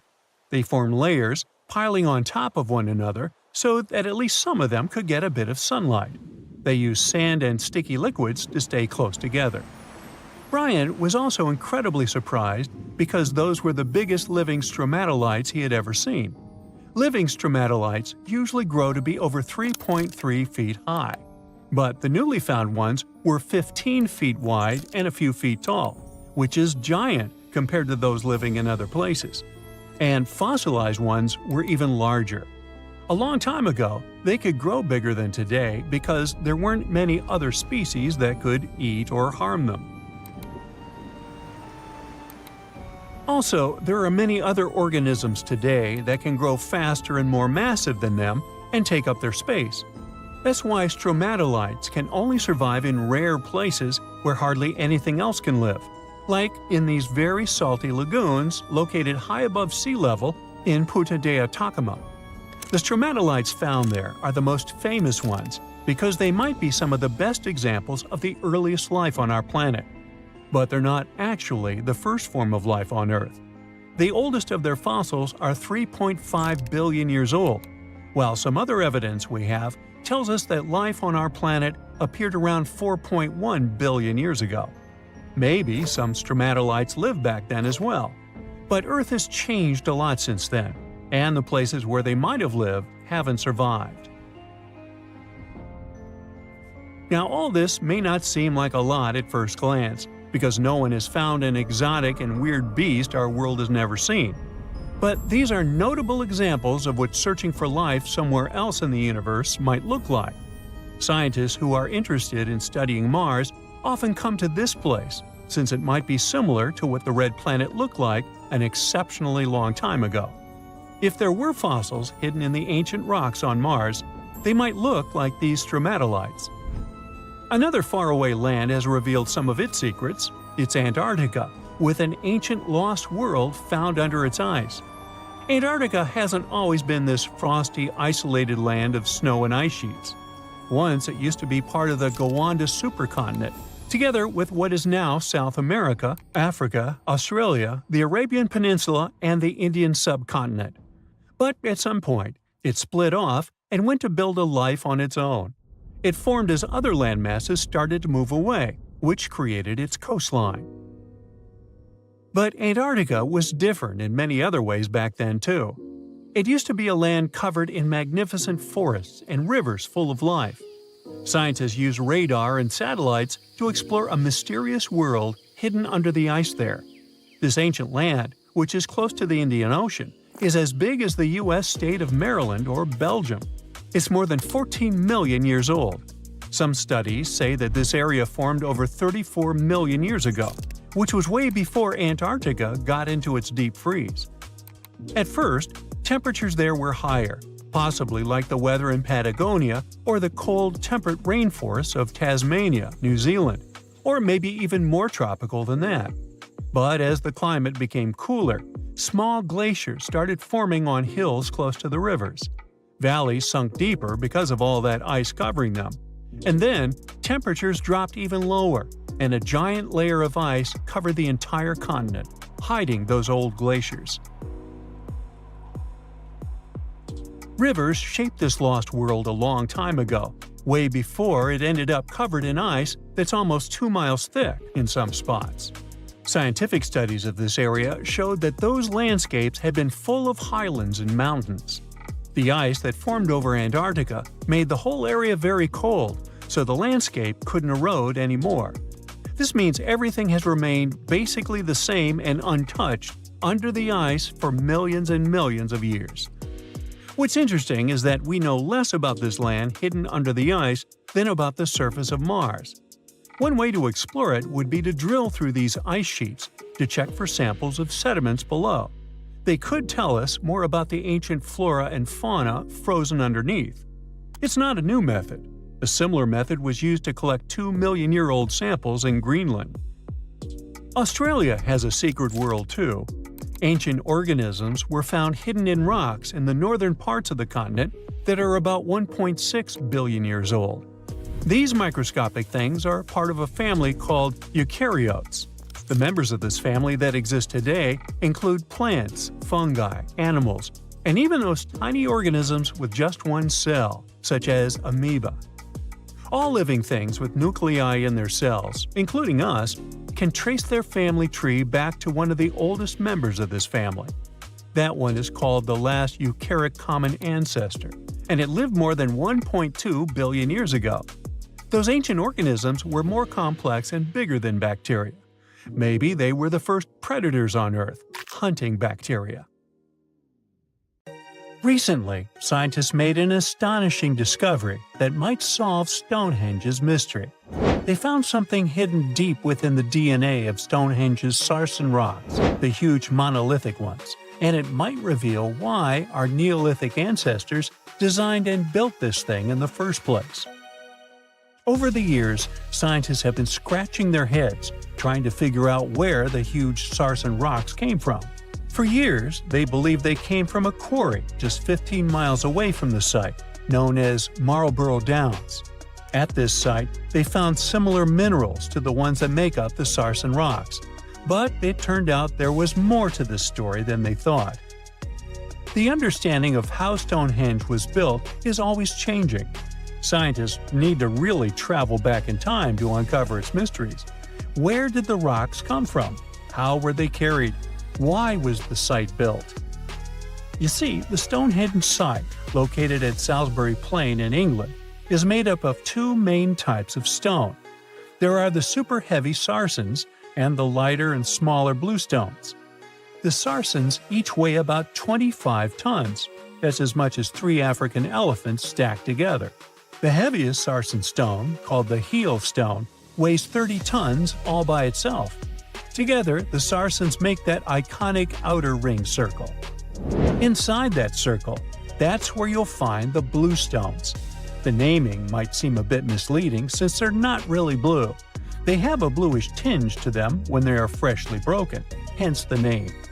These smaller rocks probably came from the Preseli Hills in southwest Wales, which is about 150 miles away from Stonehenge. They're a bit lighter than the sarsens, but still pretty heavy. The altar stone, which is classified as a bluestone, is the heaviest one, weighing around 6 tons. Its original location still isn't known for sure. To figure out where a rock came from, scientists first have to study their composition. This is like checking the rock's DNA. Then they cross-reference the structure of the rock with minerals in the soil to see if it's a match. Most of the sarsens we see around southern England are actually made of a type of sandstone known as silcrete. Think of silcrete as sand that's been hardened by underground water processes over millions of years. This process mostly happened during a period called the Paleogene, about 65 to 23 million years ago. These sarsen rocks didn't form in one big slab, but in patches, like nature leaving little rock gardens all over the place. Scientists reason the sarsens spread out randomly, forming in isolated pockets. Over time, many were buried under layers of clay and chalk, which helped preserve them. When ancient builders were on the lookout for materials, these sarsens must have looked perfect for something impressive like Stonehenge. Actually, sarsens have been used in everything, from Roman villas to medieval churches, and even in things like road curbs and old field walls. One could say these rocks were the it material for ancient builders, and continue to be popular even into more modern times. This fact made scientists start wondering that maybe not all sarsen stones that were used to build Stonehenge came from the same place. They've identified sarsen sites all over the UK, in places such as Oxfordshire and Kent. After hundreds of years of studying the sarsens, geologists finally had the right type of technology to determine the origin of the stones. Now, I wish I could tell you that it was some undisclosed location very far away from the site. But, as it turned out, the sarsens were originally from Westwoods, the forest near Stonehenge. A new factor came into play when excavations uncovered empty stone holes, showing that at least 6 blue stone pillars were removed from a Pressley Hills site called Wan Main in Prehistoric. They had a stone circle over there, and it's believed that some of Stonehenge's rocks were recycled rocks from this more ancient circle. If this is true, it might be that Stonehenge is part of a much larger landscape of ancient sites. If this is the case, then Stonehenge is just the cherry on top of a much larger scale project.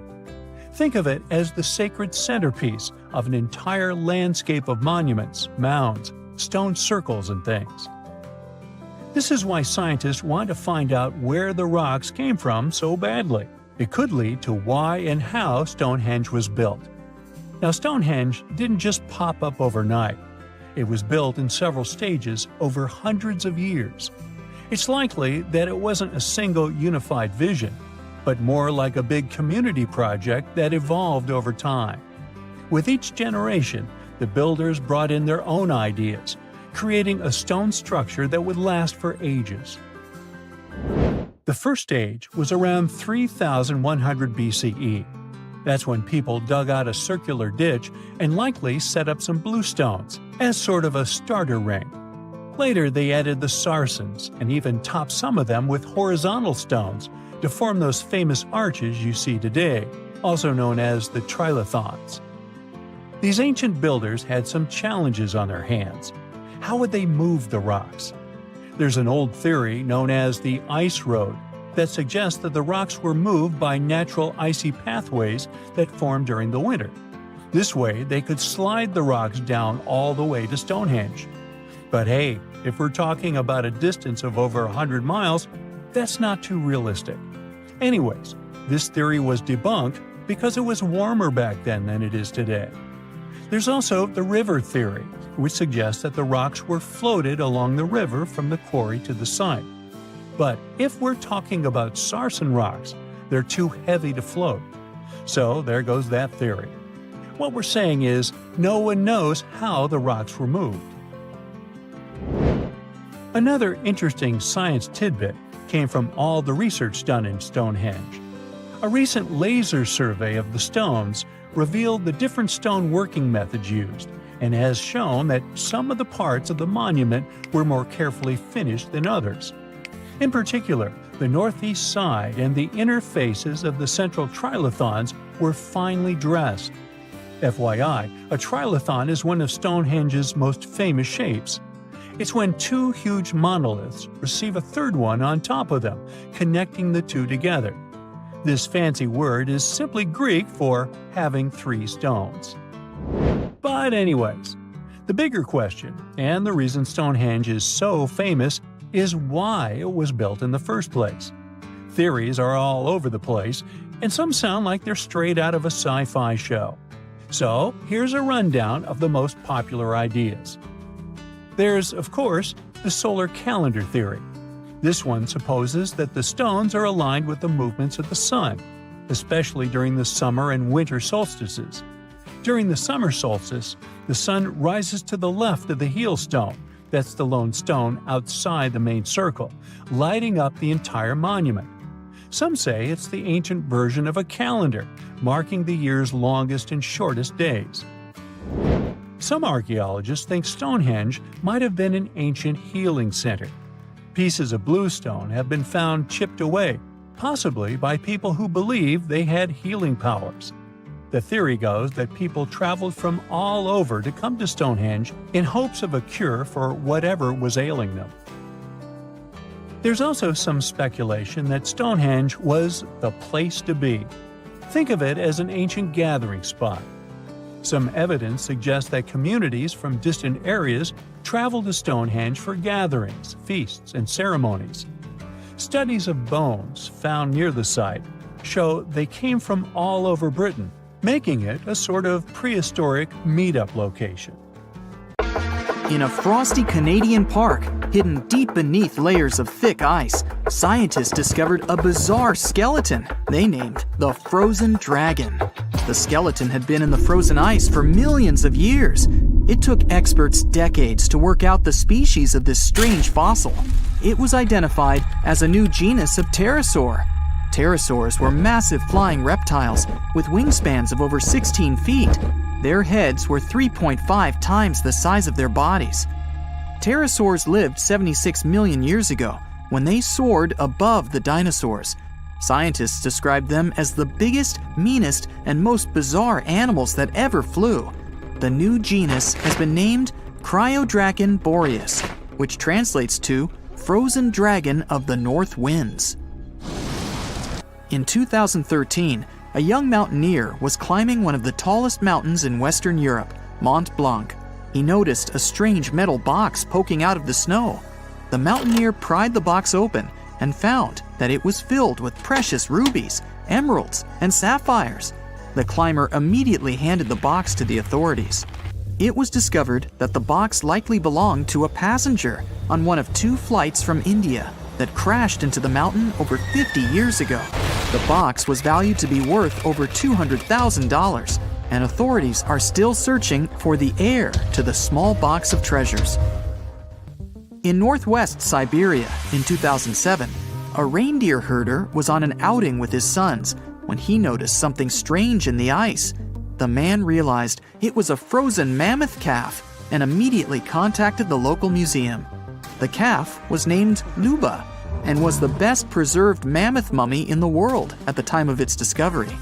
Luba had been in the ice for 41,800 years and is around 30 to 35 days old. From trunk to tail, the mammoth calf is roughly the same size as a large calf. If you're interested in seeing for yourself, Luba travels to museums all around the world. On the frozen continent of Antarctica, covered in layers of ice and snow, is Mount Erebus, the frozen volcano. The volcano was discovered in the middle of an eruption in 1841 by explorers on an Arctic expedition. The volcano is over 12,000 feet tall and has been active for the last 1.3 million years. Deep within the middle of the volcano is a huge crater filled with large volumes of molten lava. The volcano has occasional explosions, which means it's classified as being in continuing eruption. However, these eruptions are nothing to worry about because they're generally rather small. Back in 1991, 2 hikers were traveling across the Italian Alps when they stumbled across a body that they presumed to belong to a recently lost hiker. The duo trudged back down the mountain to report their unfortunate findings. Once the remains were recovered, it was clear that the body was not recent at all. Scientists determined that the Iceman was more than 5,000 years old and named him Otzi. The discovery was unlike anything scientists had ever before seen because the body was so well preserved. For years, Otzi was studied by scientists who discovered that our ancestors have a lot more in common with us than we ever knew before. Otzi was covered in ink body art. Research done on the contents of his stomach revealed that his last meal was dry cured meat, similar to the bacon we eat today. Otzi has at least 19 relatives living today, somewhere in Central Europe. Scientists were researching ancient squirrel burrows in Siberia when they came across something interesting. One of the squirrels had hidden away precious seeds deep beneath the ground. The seeds had been encased in ice for 32,000 years. The seeds were for the flower Silene stenophilia, which had long since gone extinct. Amazingly, scientists were able to recover plant tissue from inside the seeds and grow an entire crop of flowers. They've since reintroduced the previously extinct flower to natural habitats all across the world. In 1930, a team of Norwegian scientists sailed around the Arctic Ocean, conducting research on the seas and glaciers. They reached White Island, a dangerous and icy land no human had set foot on before, or so they thought. The scientists were shocked to discover the tip of a small boat sticking out of the snow. Frozen inside the boat, they found scientific equipment and various personal items, including a jacket monogrammed S.A. Andre. They had discovered the wreck of the famous Andre Arctic balloon expedition. In 1897, Swedish explorers, led by Andre, attempted to travel to the North Pole by hydrogen balloon. No one had ever heard from them ever again. People only found out what happened to them when the wreck was discovered 33 years later. It turns out that the balloon had crashed on White Island only 2 days after departing from Sweden. The explorers traveled along the island on a small makeshift boat, but were unable to make it any further.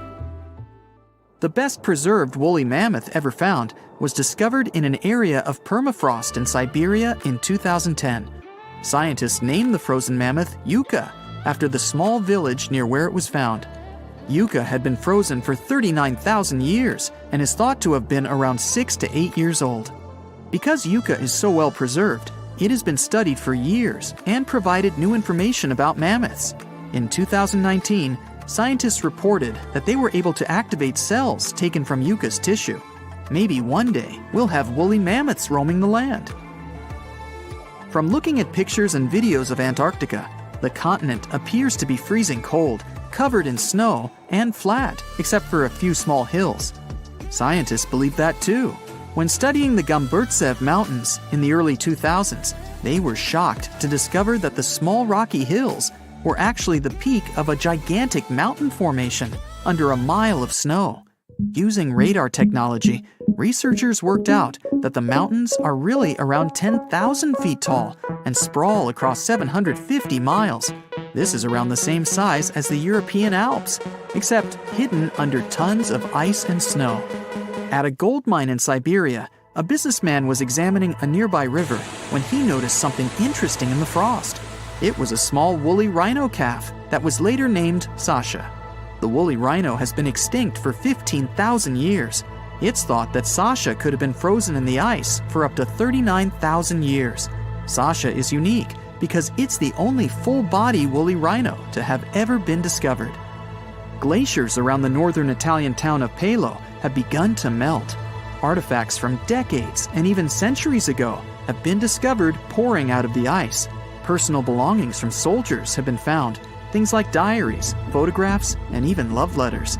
Historians have even uncovered an entire cabin preserved beneath the ice.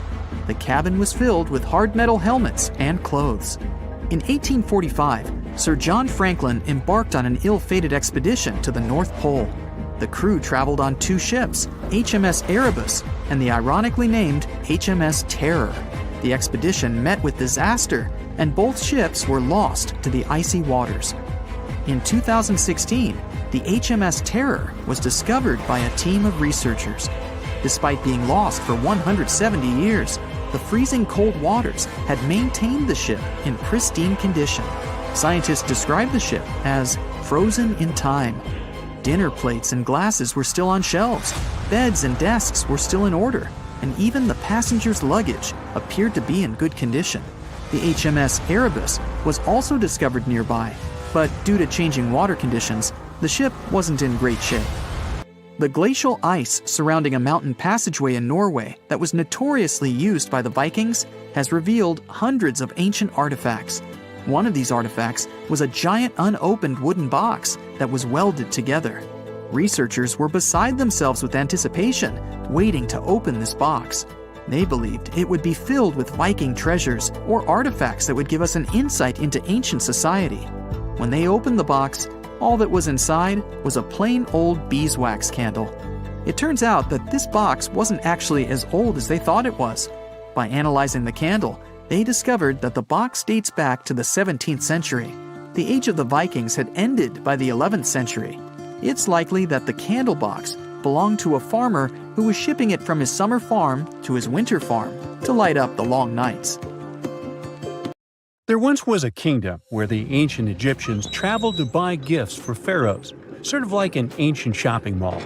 This kingdom, named the Land of Punt, was rich in luxury goods, including gold, aromatic resins, blackwood, ebony, ivory, and exotic animals like leopards and baboons. All of these sound like great gift ideas to me. The Land of Punt was an especially important trading partner for Egypt for over 1,000 years. But if you plan to go there, the bad news is that it hasn't survived to these days, and nobody knows for sure exactly where Punt was located. We only know about it from records. The most famous of them were left on the walls of the temple of Queen Hatshepsut, who had sent an expedition to Punt. Scientists have been trying to find the exact location of this rich land for over 150 years. It could have been southeast of Egypt, in a coastal region south of it along the Red Sea, Gulf of Aden, and the Indian Ocean, or it could have covered the Horn of Africa and the area across the sea in southern Arabia. Now researchers were finally able to narrow down the possible locations thanks to a study of baboon mummies. Ancient Egyptians admired baboons and even thought they were related to the deity of the moon and wisdom. One species, the sacred baboon, was often shown in wall paintings, sitting with its tail curled to the right, and was mummified in this position. Another type, the olive baboon, was wrapped up in one giant cocoon. Both types were found in the tombs of the Valley of the Kings. But if you remember geography lessons, baboons just don't wander around Egypt, so they must have been brought there through trade with other regions. Primatologists, Egyptologists, geographers, and geochemists look at the mummified baboons from two different time periods in ancient Egypt. Some were from the New Kingdom period, and others were from the Ptolemaic period. The scientists did some more hard work and analyzed tissues from 155 baboons from 75 separate places in eastern Africa and southern Arabia. Those were all areas that they thought could be the ancient land of Punt. They measured oxygen and strontium in the baboons' bodies. When animals drink water and eat plants, their teeth, hair, and bones show a geographic signature of where they've lived, thanks to these elements they contain.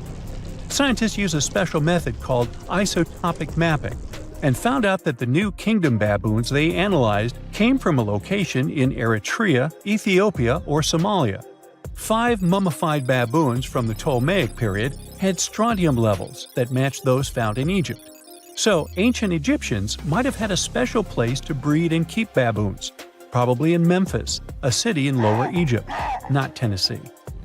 Meanwhile, paleontologists from New Zealand got lucky, as some boulders had split open from the tide and revealed fossils of the largest penguin that has ever lived on Earth. The scientists used laser scanners to make 3D models of the ancient penguin bones. They compared these bones to the flipper size of modern penguins and did some math as to how much the old penguins might have weighed. Today, the biggest penguins, emperor penguins, weigh between 55 to 100 pounds. Researchers think that the penguins from the past that they found weighed around 340 pounds, real giants in the penguin world. These huge flightless birds lived in the oceans around New Zealand more than 50 million years ago, after the dinosaurs went extinct. They totally took advantage of their big bodies to stay warm in the cold water. They might have even traveled the world thanks to it. And they'd scare off any predators, but they didn't have any. The asteroid that took down the dinosaurs also got rid of most big marine reptiles, and the ancestors of seals and whales were still living on land. Back in 1992, 4 farmers in China were draining water from their ponds and accidentally bumped into a ship full of gold and ancient statues worth millions. Just kidding, they actually found the Longu Caves. Those are 24 big caves created by people a long time ago. Even though they are so large and well-made, no one knows who built them, why they were built, or how they were built. Experts think the caves are at least 2,000 years old, but they don't understand why these caves aren't mentioned in any historical records. All of the Longu caverns look the same and aren't connected to each other. Each cave has one entrance connected to a vertical shaft with a carved staircase. Rain and water from the surface can flow into the caves through these stairs. To manage this water, the caves have special grooves, channels, and a system to catch the water at the bottom. So it looks like the ancient builders were real pros when it came to drainage and water management. Maybe my town could learn a lesson from them, as it turns into Venice after every heavy shower. Anyway, the caverns were built below a hill, named after a bird that is one of the most respected creatures in Chinese mythology and culture. It symbolizes all the best things, like high virtue, grace, and the union of yin and yang. Scientists think there could be a connection between the caverns and the bird, but it's just a theory so far. Experts from the National Institute of Ocean Technology in India were doing their routine pollution surveys when they found some structures that looked like a city underwater. Using special sonar technology, the team found big geometric shapes on the ocean floor. They brought up different items from the site, like pottery, beads, sculptures, parts of walls, and even human bones and teeth. They thought the ruins belonged to a civilization older than the Bronze Age Indus Valley Civilization, which is the earliest urban culture of the Indian subcontinent that we know of so far. But not everyone joined in on celebrating this awesome discovery. Some archaeologists refused to believe it and thought it could be some computer tricks. And even when they saw hundreds of artifacts from the ocean floor, they said an ancient river could have brought them there from someplace else. The team that discovered the underwater site decided to prove they were right. They chose a piece of wood as their main evidence. They tested it and found it was 9,500 years old. That could be the age of the entire site. Skeptics still insist that we can't rewrite all human history because of one piece of wood.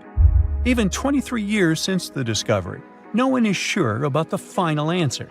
This is partly because it's hard to explore the site. It's in extremely dangerous waters with strong currents and riptides. During the cool Antarctica's summer, from late November through January, geologists from the University of Wisconsin-Milwaukee climbed the frozen slopes of the McIntyre Promontory in the Transantarctic Mountains. High above the ice fields, they looked through the mountain's gray rocks for fossils from when the continent had green forests. By the end of their trip, the geologists found fossil pieces from 13 trees. These fossils show that the trees are over 260 million years old. This means the forest grew at the end of the Permian period before the first dinosaurs even appeared. More than 90% of all species on Earth disappeared back then, including the polar forests. These trees would have been very tough if they grew in Antarctica and could have survived. But a huge increase in gases like carbon dioxide and methane must have taken them down. This Antarctic forest is a terrific way for us to see what life was like before the extinction, and we might even understand what caused it. It also shows us how plants were different back then from those we are used to now.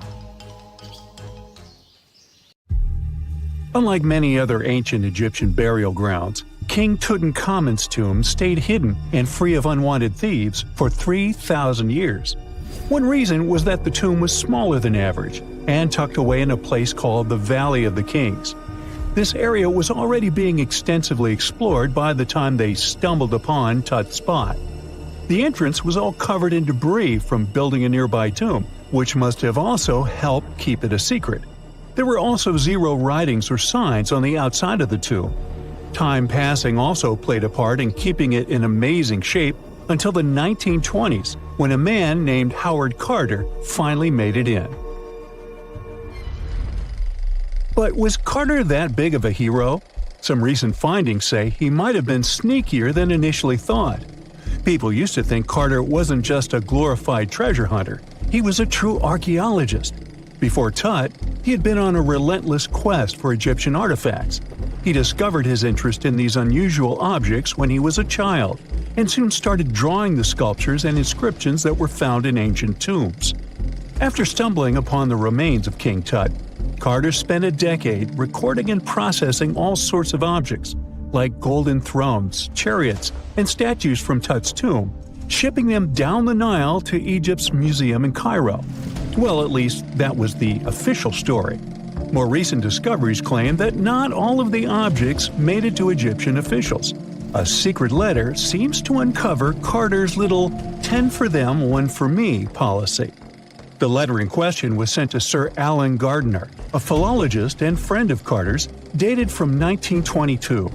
In these writings, Carter mentioned having found the tomb and was asking his buddy for some advice. In another letter from 1934, Gardner seems to be thanking Carter for an amulet, which was sent to him as a thank you gift. Carter was adamant that it didn't come from Tut's tomb, but evidently it did. Even the British director of the Egyptian Museum was onto Carter's sneaky endeavors, but couldn't prove it. He compared Gardner's amulet to others from Tut's tomb, and lo and behold, they were a perfect match. Gardner was so disappointed to have been put in such a sticky situation that he vented to Carter in another letter. Deciding to be a good friend, Gardner didn't throw the famous archaeologist under the bus. Instead, he advised Carter to take those stolen goods back to Cairo. Just like he'd advise you to like this video and subscribe to the Brightside channel for more amazing videos on the most unique topics in history. It's not the only shady piece of information on Carter's post-discovery behavior. In 1947, a man named Alfred Lucas, who used to work with a controversial archaeologist, gave some information in an obscure journal in Cairo. He claimed that Carter sneakily cracked open the burial chamber door himself. Then he sealed it back up like nothing had happened before the official uncovering. Now, why would he do that? Well, the same theory suggests that Carter and his crew might have entered the tomb early so they could get their hands on some ancient goodies. Obviously, these people couldn't risk having such objects sold while they were still alive, but made sure they were auctioned off after they passed. Carter, though, never confessed to anything. He made no official denial either, but the Egyptian government couldn't risk any more mysterious disappearances, so they prohibited him from entering the tomb for a while. Some have connected this apparent stealing to the curse of King Tut. If you've never heard of it, know that it became quite the scary tale soon after King Tutankhamun's resting place was uncovered. It claimed that anyone messing with the tomb of the boy pharaoh would face some serious bad luck. It's not all dramatic like a mummy going on an aggressive spree, but word got out that the people involved in disturbing King Tut's lair met some mysterious, untimely ends. The main untimely passing related to this supposed curse is that of George Herbert, the 5th Earl of Carnarvon. He was this British aristocrat who helped fund the search for the tomb. He passed away just a year after the tomb was opened. Now, people love to call it mysterious, but it turns out that Herbert was already in pretty bad shape health-wise when he got to Cairo, and he ended up getting taken down by a regular disease. Now, let's talk numbers. There were a lot of people linked to this tomb opening: security guards, archaeologists, and supporting staff. And sure, a few of them did pass not long after the tomb started receiving visitors. As much as we'd like this curse to be true for the sake of, good storytelling, statistically, if you have a bunch of people connected to opening a tomb, you'd expect some passings just by random chance. The average lifespan for those supposedly targeted by the ancient curse was more than 20 years after the spell was supposed to kick in. Herbert's daughter even lived until the 1980s, that's half a century later. And Howard Carter himself lived until 1935, a solid 16 years after the big reveal. Some have suggested that the whole curse was nothing more than a careful PR strategy. You see, when Tut's tomb was found, Howard Carter wanted to make a priority out of keeping nosy reporters away. So he might have come up with a curse hanging over anyone entering the boy king's resting place. But what was stolen from King Tut's tomb anyway? Well, some jewelry to begin with. It might have been snatched by Howard Carter himself, according to a French specialist. He did some intensive research by looking at old pictures taken from inside the tomb back in the 1920s. He compared those images to various objects from museums and auction houses. He soon started to piece together the whereabouts of some of Tut's jewelry. First up, there's this collar that used to be on Tut's chest. It was all broken into pieces, and some parts went via Carter to the Nelson Atkins Museum in Missouri. Meanwhile, other bits ended up on a necklace owned by some unnamed people who tried to sell it in 2015 but failed. Even the Nelson Atkins Museum agrees, as they've confirmed the information on their website. Then there's a headdress piece. Some beads from it that once belonged to Tut apparently got stolen by Carter too. They were also strung into a necklace and are now being held at the St. Louis Art Museum. Another fancy collar made out of glazed ceramic magic spent some time at the Met, far away in New York. Thankfully, it was sent back to Egypt a bit over a decade ago. This seems to have been, as you'd expect by now, also stolen by Carter. Missing artifacts aside, King Tut still gave a ton of amazing objects that helped us learn more about this incredible ancient culture. Starting with the famous burial mask. It's this massive 21-inch gold art piece with semi-precious stones and glass paste. It weighs 22 pounds and showcases the boy pharaoh with a long beard and a headdress with a cobra and vulture. On the back, there's this spell from an important ancient Egyptian spiritual book that's supposed to make sure it works just as well in the afterlife. Tut was also apparently a board game enthusiast. They found 4 board games in his tomb, some made of ivory. Archaeologists also found a pair of gold sandals, though you'd imagine they were more for show than for comfort. In fact, the pharaoh probably never wore them in his lifetime. Now, speaking of fashion items, it turns out Tut was quite the fancy ruler. They even found a mannequin in his tomb that was used to pick out, adjust, and store his outfits and jewelry. The boy king seemed to have also enjoyed some music, based on the 2 trumpets historians found in his tomb. Though they were played back in 1935 in a BBC broadcast, the instruments are today considered too fragile to be maneuvered. For more than 3,000 years, the gold mask of Pharaoh Tutankhamun stayed hidden in the Valley of the Kings. This artifact, which stands about 21 inches tall, shows how skilled and artistic the ancient Egyptians were. But nobody expected that X-rays would reveal its biggest secret. King Tut was the last ruler of his family during the 18th dynasty. He took the throne at just 9 years old, but ruled for only 10 years before he passed away unexpectedly. If we're being honest, back in ancient Egypt, he was mostly forgotten by the rulers who came after him. His tomb wasn't a big deal for them, so much so that even the grave robbers forgot about him. It might sound a bit sad, but the truth is that it was actually great news for us. Since his tomb was practically forgotten, it ended up being perfectly preserved. While the other tombs in the Valley of the Kings were looted, his remained sealed and untouched. So, when it was discovered back in 1922, it had over 5,000 precious objects inside. That made Tutankhamun basically an instant celebrity and one of the best-known pharaohs nowadays. Among the treasures was the most stunning piece, his golden mask. This mask is said to be an exact image of the king's face, or at least it was supposed to be, but we'll get to that later. The purpose of this accurate representation of his face was to make sure that his soul would recognize him in the afterlife and return to his mummified body. In ancient Egyptian beliefs, this would allow him to continue living in the afterlife. The details of the mask clearly looked incredibly difficult to create, but people didn't realize how complex it truly was until many years later. The first X-rays of the mask were taken in 1967. Back then, the main reason for these scans was practical – conservation. The mask was heading to Paris for an exhibition, and it was the first time it had ever left Paris. This would help them keep track of any changes during the exhibit. Plus, the images could give clues about how the mask was made, but back then, they probably didn't fully realize just how complex its construction was.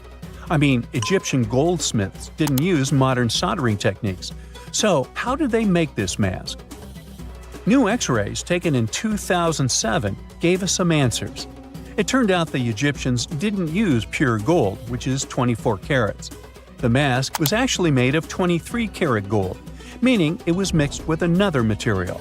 So specialists discovered that the gold sheets contained a small amount of copper, a reddish-brown metal. This was likely done to make the material more flexible and easier to shape. They would then shape the gold sheets by heating and hammering them over and over again. But there was one more secret inside the mask that wasn't discovered until 2015. The year before, the staff at Cairo's Egyptian Museum were working on the mask display when the long beard of the mask accidentally got knocked off. Another theory is that the beard had become loose over time and just fell off. Either way, the fact that King Tut's beard came off caused a lot of stress. After all, we're talking about one of Cairo's biggest tourist attractions, so the experts had to fix the problem quickly. The restoration process started with a detailed recording of the mask's condition. To do this, they had to take a full three-dimensional scan of the artifact. And, by accident, they found something very interesting in the mask. Inside the royal beard, there is a gold tube, an intriguing structure that the Egyptians likely used to attach the beard to the rest of the mask. And that proved, once again, that the process of making this mask was even more complex than experts thought. But the mysteries don't stop there. Remember how we mentioned that the mask was thought to perfectly represent King Tutankhamun's face? Well, that might not be entirely true. Some popular theories suggest the mask was never meant for him and was actually made for someone else. A study published in 2015 suggested the mask was originally made for a female pharaoh, his supposed stepmother, the famous and beautiful Egyptian queen Nefertiti. The biggest clue comes from an inscription on the mask. At first glance, it seemed to belong to Tutankhamun, but after a close examination, researchers noted that something else was actually written underneath King Tut's name. The royal name stamp seems to have been altered, and originally it had something written on it that translates to Queen Nefertiti. There is another feature of King Tut's golden mask that was overlooked for years, which adds even more mystery. As we mentioned earlier, experts believe he wasn't respected much by the pharaohs who came after him. And one of the clues that made archaeologists think this is the pierced ears on the mask. Some researchers believe that King Tutankhamun wouldn't have worn earrings after he was a kid. So, according to their theory, by the time he passed away at 18, he shouldn't have been represented with pierced ears. This could also support the idea that the mask originally belonged to Nefertiti, or maybe to someone who wasn't even connected to King Tut. But the mask isn't the only source of mystery. In fact, his whole tomb is full of puzzles. Recently, historians found a sign that the place where King Tut was supposed to be buried was changed at the last minute. For years, experts wonder why a pharaoh who ruled for 9 years ended up in such a simple tomb. When compared to the grandeur of other pharaohs' tombs, his tomb seemed, well, a bit plain. The idea that a king like Tutankhamun would have such an unremarkable resting place just doesn't match up with the power and importance he must have had in ancient Egypt. So, what happened? Well, apparently, this might have something to do with his successor, Pharaoh I. After King Tutankhamun passed away, researchers believe that I made sure to erase him from Egypt's history. So, one theory suggests that he was probably behind the quick decision to place King Tut's body in a smaller, less impressive tomb. When experts looked at I's own tomb, they found something interesting. There is a large wall covered in painted baboons. This is the same type of artwork found in Tutankhamun's tomb. It seems like the same person might have chosen the artwork for both tombs. Now, the design and decoration of the two tombs are almost identical, suggesting there was a shared hand behind both. But there is one key difference. I's tomb is fit for a king. It's much bigger and more impressive, even though the style and artwork are similar to what you see in Tutankhamun's tomb. So the theory suggests that I decided what went into both tombs. Since Tut passed away unexpectedly at a young age, his grand tomb wasn't finished in time. Normally, pharaohs start building their tombs while they're still alive to make sure everything is perfect. But Tut passed away when he was just 18, so there wasn't enough time. I may have taken advantage of the situation, ordering a smaller tomb for Tut and keeping a larger one for himself. Experts believe this theory explains why Tutankhamun's tomb is so simple and how I managed to wipe his memory from history so easily. But in the end, the story of King Tut's mask and tomb is full of mystery and intrigue. Each new discovery sheds more light on what really happened all those years ago. But one thing is for sure, the secrets of ancient Egypt still have much to reveal, and King Tutankhamun will continue to fascinate people for years to come. Back in the 12th and 13th centuries, Bologna used to look like modern-day Manhattan. No one knows exactly how many towers resembling skyscrapers it used to have, but the most likely number is at least 100. The tallest of them was around the same height as Big Ben. When the towers were built, Bologna was one of the largest cities in Europe. Construction projects were massive and ambitious. Someone built cathedrals and town halls, and the richest noble families also erected towers, possibly as a symbol of status and wealth. There was no place in the city center to build grand castles, so they had to go up with the construction. They didn't actually live in those towers, but in smaller structures next to them. The towers served for defensive purposes. It took between 3 and 10 years of work to build one tower, and it was a really tedious process. Each of them had a steady foundation deep underground and a base made of big blocks of selenite stone. The rest of the tower was becoming thinner and lighter the higher it went. In the 13th century, they demolished many of the towers, and others just collapsed by themselves. Some of them were later reused as city towers, shops, or residential buildings. Now you can see only 22 towers still standing in the center of Bologna. 2 of them have become the unofficial symbol of the city, mentioned in every guidebook. Another historical surprise coming from Italy is that gladiators weren't only male. Gladiatrix were rare, but they did exist. There's evidence that several women took part in Rome's public games. In ancient texts, these women were often called ludia, or mulieres, but not ladies. Some scholars think it means that it was mostly lower-class women in the arena. The term gladiatrix wasn't used in ancient times. It was first coined in the 1800s. Women who chose to become gladiators seemed to do so for independence, fame, financial rewards, and probably debt remission. They were most likely honored like male gladiators. All this was a bit tricky to accept in Roman society at that time, and women's roles in it. At the beginning of the current era, the Roman Senate passed a law prohibiting free-born women under 20 from taking part in arena games. Emperor Septimus Severus banned all women from the arena in the year 200 of the current era. He was probably afraid that women might want to compete in the Olympic Games. It would seriously mess up the existing social order. Pineapples were once the equivalent of designer bags and watches today, a symbol of wealth and status in Britain. You can still see them at the top of the western towers of St. Paul's Cathedral, one of the most famous landmarks of London.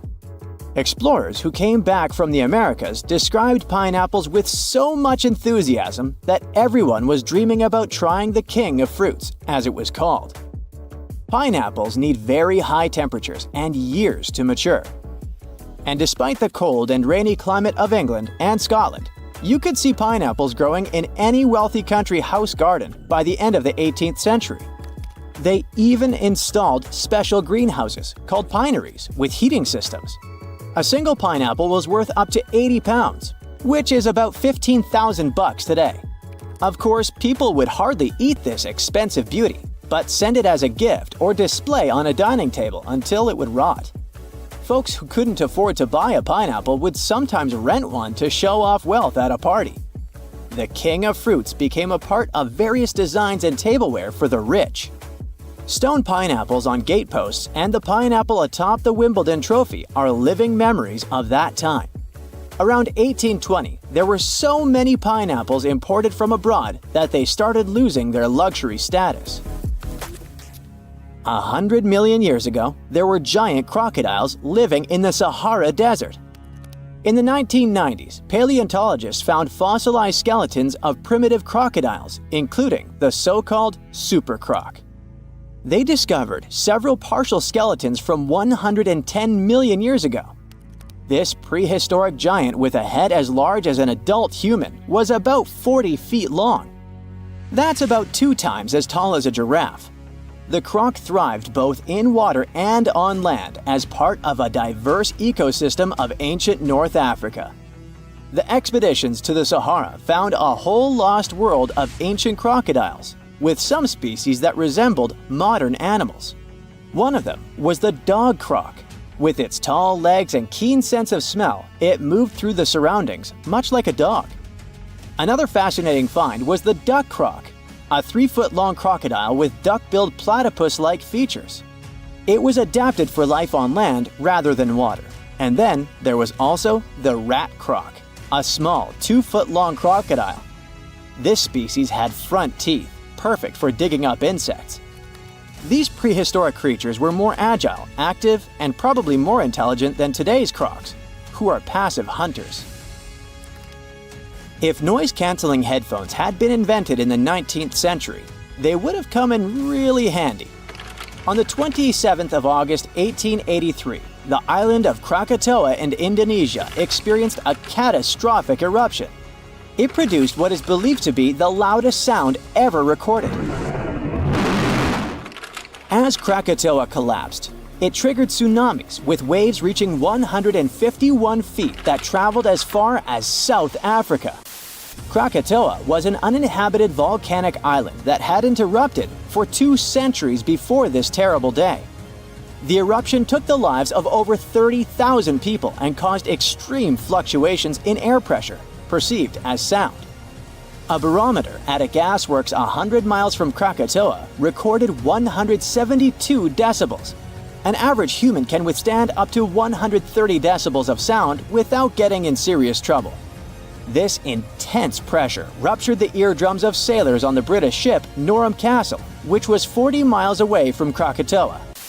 The sound wave from it circled the globe, and people could still hear it even 3,000 miles away, where it resembled cannon fire. The late 1800s were a golden era for grand mustaches.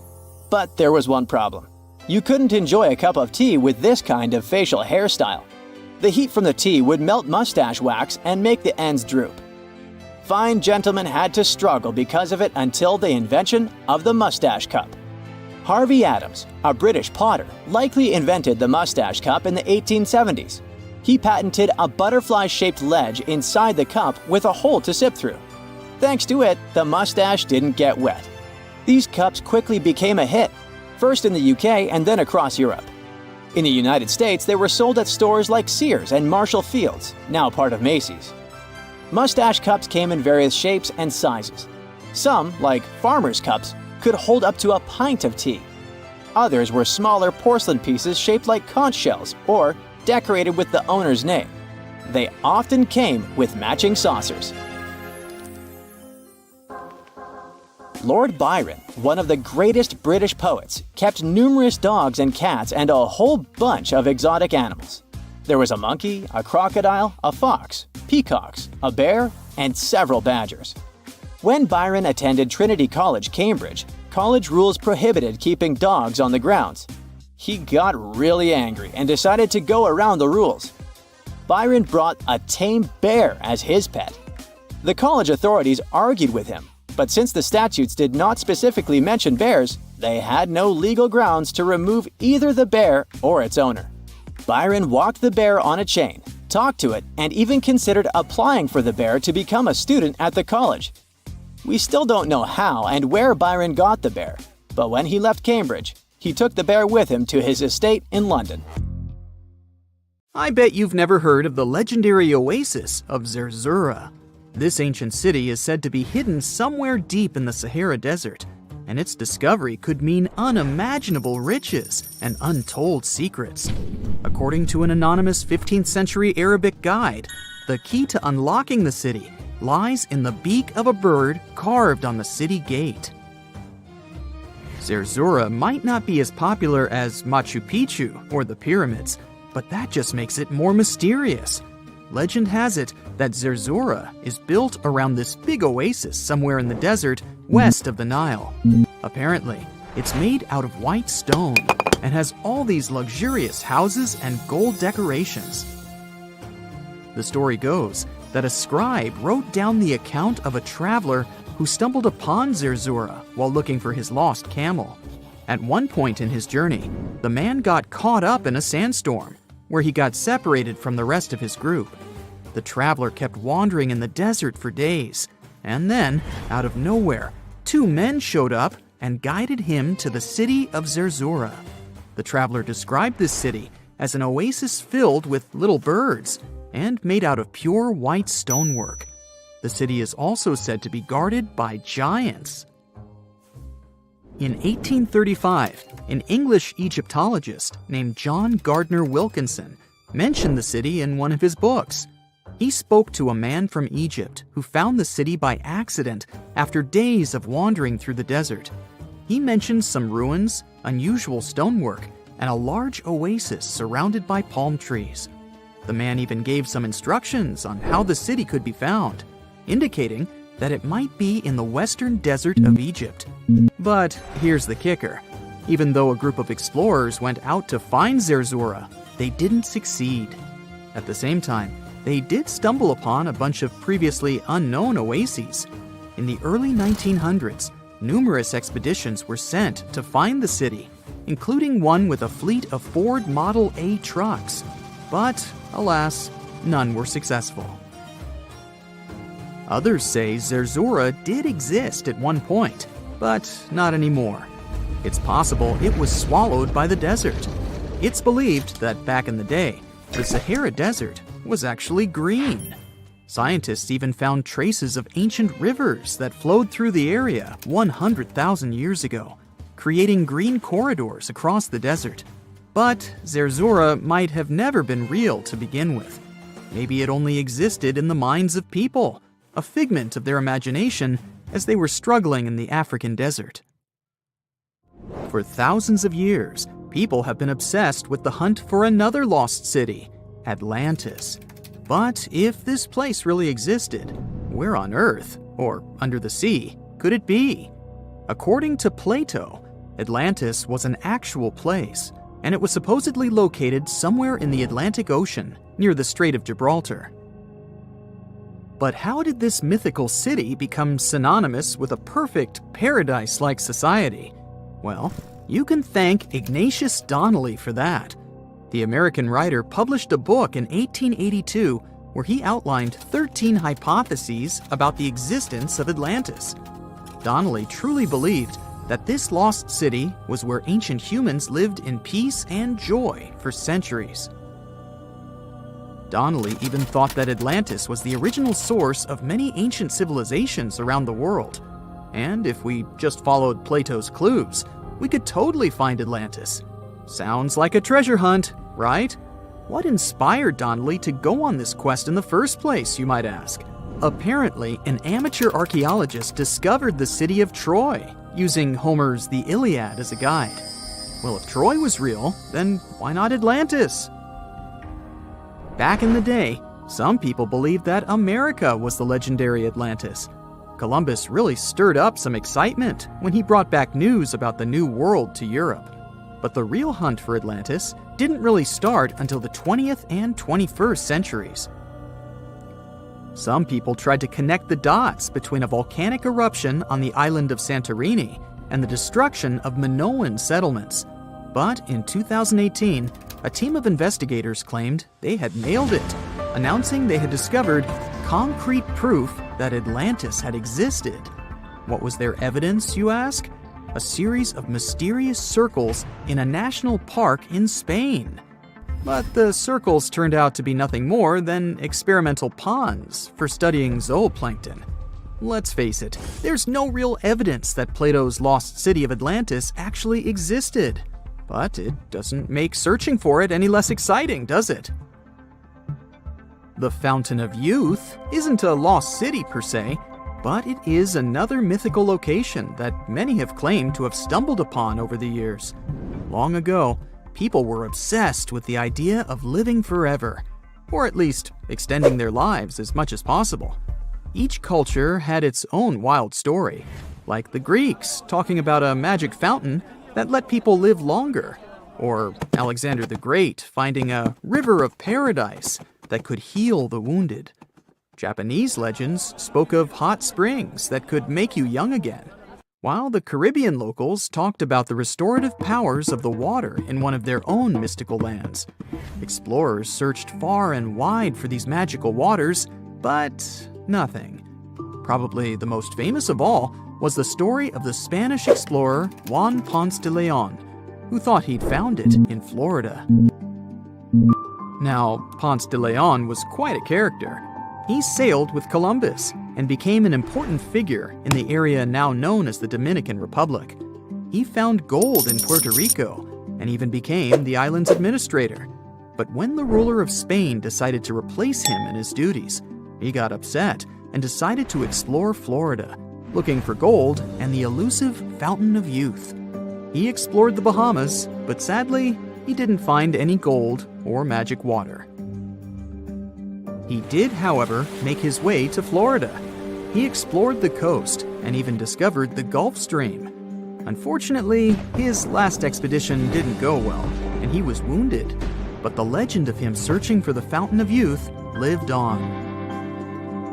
Even though historians don't think he was really looking for the Fountain of Youth, thousands of people visit the Fountain of Youth Archaeological Park every year to try the sulfur-smelling water. It's the oldest attraction in Florida, which has been around since the 17th century. Some say the water has unusual properties, but I'll leave that up to you to decide after you visit this place. Norse mythology has its own mysterious land called Thule. It's said to be somewhere between Scandinavia and Iceland, where the sun barely shines and the cold bites hard. The folks there survive on a diet of millet, herbs, fruits, and roots, washed down with a grain and honey brew. As for its exact location, scholars can't seem to agree on it to this day. The legendary ancient Greek explorer Pytheas was said to be the first to stumble upon Thule during his quest for tin mines. He sailed his way up north, passing by Scotland, and after 6 long days of sailing, he reached Thule. The people there, according to Pytheas, were quite primitive, but that's no surprise since they were just simple farmers living off the land. They showed Pytheas where the sun set on the shortest day of the year. They also told him that in winter, the sun never rose at all, and in summer, there was no night. For many years, historians have been debating the true identity of this mythical land of Thule. Some say it's Iceland, while others claim it's Norway. A little bit of progress has been made recently with the help of a team of researchers. If their findings are correct, Thule might be the elusive island of Smola. That's farther south than any of the Norwegian islands that were on the list of contenders. It may be too soon to celebrate, but it does look like Thule has finally been found. There's a tiny island surrounded by the stunning clear Red Sea and a bustling underwater world. Zabargad, also known as St. John's Island, has no trees and consists mostly of peridotite, which is rich in peridot. And before you Google it, peridotite is a gemstone that has the nickname the Evening Emerald because of its sparkling green hue. Some historians believe Cleopatra herself loved peridots, and that lady could afford any jewels in the world. Geologists believe peridot forms as a result of the spreading of the seafloor. When the Earth's crust decides to part ways, rocks from deep down get pushed up to the surface. That's exactly how our treasure island formed. The African and the Asiatic continental plates bumped into each other, and rocks in the lower crust went above sea level. Peridot also comes from meteorites that have crashed into Earth, but that's really rare. Its color ranges from a brown-green color to yellowish-green to pure green. Yellowish-green is the most common shade you'll see in jewelry. This color is possible thanks to a good amount of iron in the stone. The deposits of this beauty are spread all across the world, from Vietnam to Arizona and Hawaii. Tanzania, South Africa, Sri Lanka, and Norway. And then, of course, there's Zabargad. So, this place is geologically unique as it's an island built of uplifted mantle, and it's also the oldest and longest known source of peridots in the world. The first people came here for the gemstones many centuries ago. Famous Roman philosopher Pliny the Elder mentioned in his writings that pirates had discovered Zabargad's treasures in the year 500 before the current era. The beautiful green rocks made their way to Queen Bernice of the Roman Empire. They came from the ancient trading port Berenike on the edge of Egypt's eastern desert. When the city fell in the 6th century, all work stopped, and the island with all its treasures stood alone for hundreds of years. In the 19th century, British explorers found the beautiful green island in the Red Sea and figured out it was the one described by Pliny the Elder a long time ago. Turkey did some mining here in the 20th century. Over just 4 years, they managed to collect over $2 million in peridots. They sent the gemstones to France for cutting. The work conditions on the island were nothing like a tropical fairy tale you could imagine. There was no drinking water for workers, so they had to install a gas-powered water condenser. Now, this territory belongs to the Elba National Park System. Most people come here to see the underwater beauties of the reefs, but if you look above the water, you can still see some beautiful sparkling peridots. If Christmas Island in Australia is on your travel list, plan the trip wisely. If you end up there in October or November when the wet season begins, you won't be able to enjoy a walk around. Red crabs cover the whole island like a blanket. And it's not one of those fluffy blankets you want to wrap yourself into. Over 100 million crabs are on a mission to reach the shore alive, marking a crucial phase in their life cycle. For the majority of the year, these red crabs reside in burrows and rock crevices. They have fruits, berries, fallen leaves, and various organic matter to keep them going. But when the dry season is over and the moon is in a specific phase, they know it's time to go. When they reach the coast of the Indian Ocean after several days of migration, they create deep burrows where females will eventually hatch their eggs. Once the burrows are ready, the male crabs return to the rainforests and the females stay at the beach for at least 12 days to keep the family going. The new parents are so smart, they follow the moon to pick the perfect moment with a milder tide to carry their eggs to the water. Once they hatch, the crabs bring their new family members back inland. There, they wait for the rainy season again to keep the circle of life going. To safeguard this magic, authorities close road in areas where crab migration takes place. Japan has a brand new addition to its archipelago. The world's newest landmass literally popped up in November 2023. This unnamed island is just over 300 feet in diameter. It's made of pumice and tuff left by an undersea volcano that kicked off its eruptions in October. The volcanic hustle has quieted down since then, and the waves are eroding chunks of the newly found land. Without lava flows to create a sturdy protective crust over the soft volcanic debris, the future of this freshly formed island is unstable. Similar islands had popped up before but were short-lived and vanished once volcanic activity ceased. An island born in 2021 the same way is still visible today though, so the newborn island might have some life prospects. If not, we're likely to see more territories like this. Japan is super rich in active volcanoes on land, with over 100 in its collection.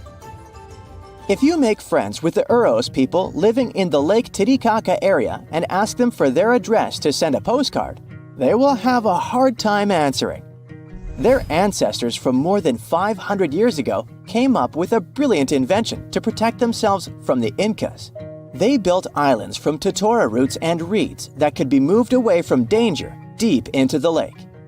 Totora plants help the local community a lot since it's water resistant and is used for all sorts of things, from building boats to roofs and mattresses. The islets are even edible, and the flowers of the plant they're made of are used for tea. So there are around 120 islets still preserved, and over 1,000 people can live on them. From 2 to 6 families share one islet home. Since there's no need to run away from the Incas anymore, they need to make sure the islets stay in one place. Every 15 to 20 days, the reeds forming the islets decay and need to be replaced. To prevent constant drifting, locals use eucalyptus rods as anchors, firmly securing the islets. Despite their small size, these islets have two spoken languages. The residents craft their fabric and create stunning outfits. Solar panels provide sufficient power for them to have light and even TVs. The main islet has a radio station, and the locals have embraced tourism. You can make a reservation online and experience the floating life yourself. Some islands pop out of nowhere, and others disappear without a trace. One of the most famous so-called phantom islands is High Brazil off the coast of Ireland. Before you ask, no, it doesn't have anything to do with Brazil. High is a variation of I, which means island, and Brazil comes from the root bres, meaning mighty, great, beautiful in Irish, and it gave the name to one of the local deities. This tiny mist-covered island was first mapped in 1325, but later attempts to pinpoint its exact location didn't come to one result. So, legend has it that the island appears only once in 7 years, and even those who claim to have seen it say they had just sailed right through it without bumping into any land. Captain John Nisbet shared the story of how he had not only spotted High Brazil, but got stranded on it with his crew.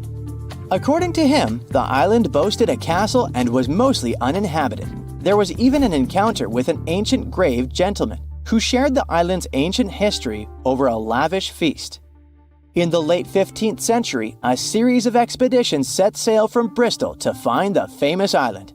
All attempts failed, and High Brazil disappeared from the maps in 1865. We might never find out if it was there in the first place, but it's a beautiful story anyway. There are mysterious plasma bubbles floating around the pyramids of Giza. As bizarre as that might sound, let's get one thing clear right off the bat. There's nothing extraterrestrial going on here. Plasma bubbles are those weather anomalies that form in a layer of Earth's atmosphere called the ionosphere. This is an invisible layer surrounding our planet that stretches roughly from 50 to 400 miles above Earth's surface, right at the edge of space. In this layer, the sun, being the giant hot power that it is, basically cooks gases, splitting them into electrically charged particles called plasma. Here's where it gets interesting. At night, especially near the equator, these charged particles get disturbed, and when a bunch of them suddenly vanish at the same time, it forms what we call a plasma bubble. Imagine it like a big empty pocket where the plasma is missing or its quantity is lowered. But it's only considered a plasma bubble if this phenomenon occurs on a large scale, typically around 62 miles in size. If you're already packing your suitcase for Egypt and have put binoculars to look at the tips of the pyramids, I'm sorry to say that we can't see these plasma bubbles with the unaided eye.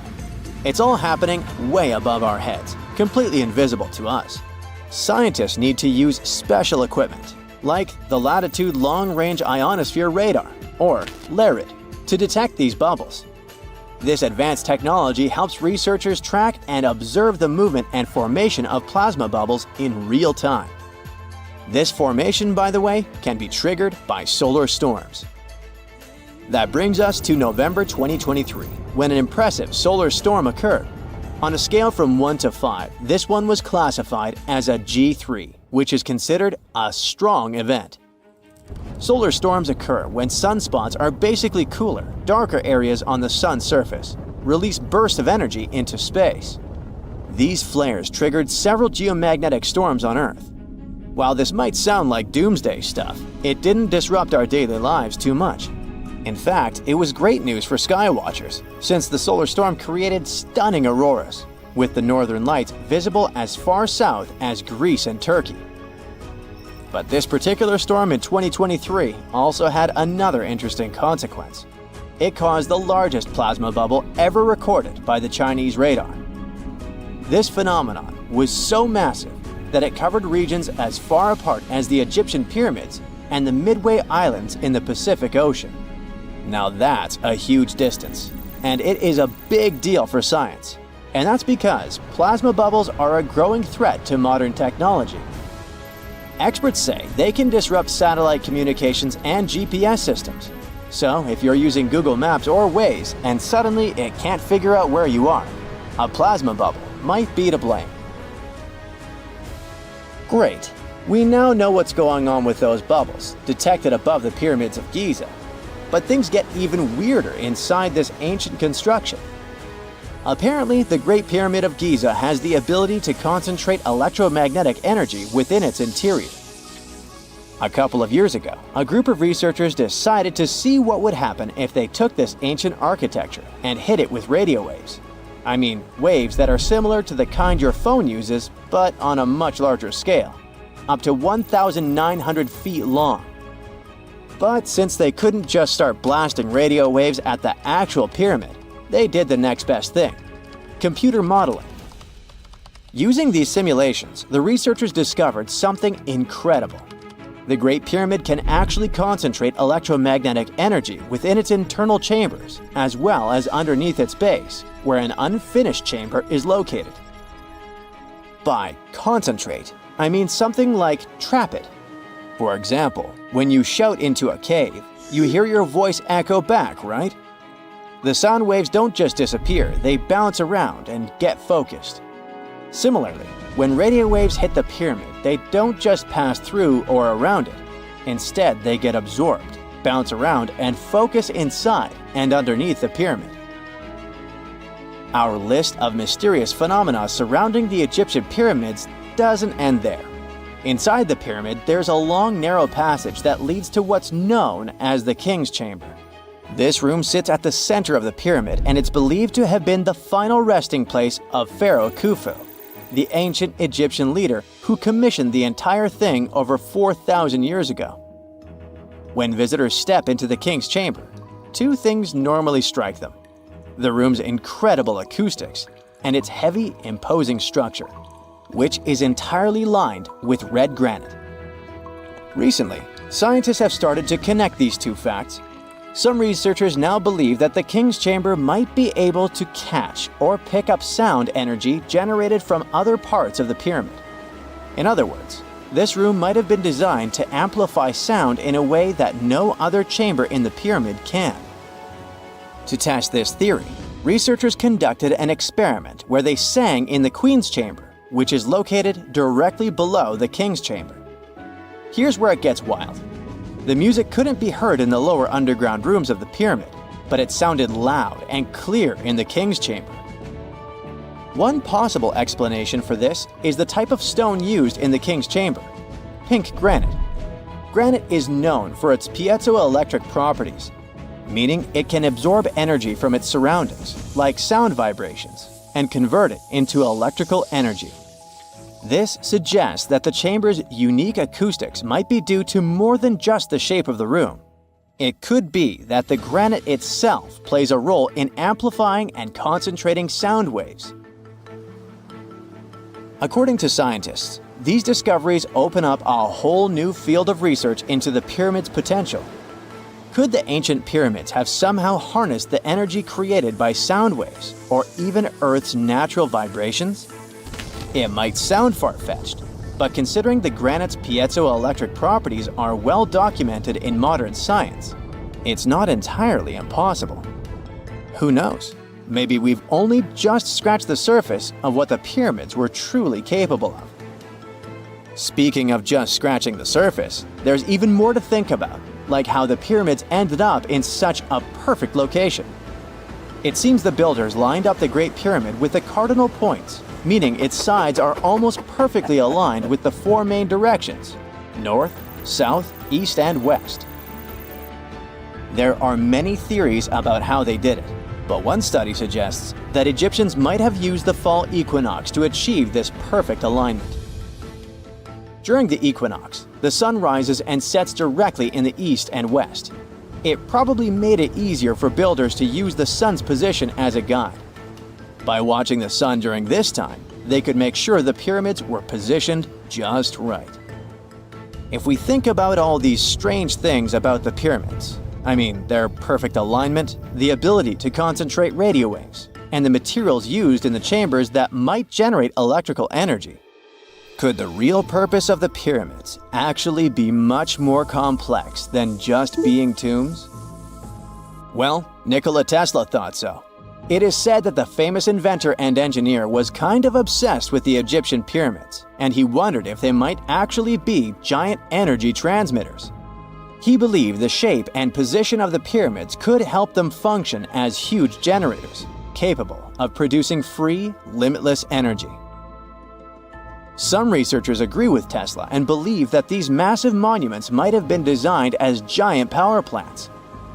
According to their theory, builders could have figured out how to move ions, those electrically charged particles in the atmosphere, by placing materials like copper, gold, and silver around the pyramids. So, it's definitely possible that the ancient Egyptians created a sustainable, renewable power source.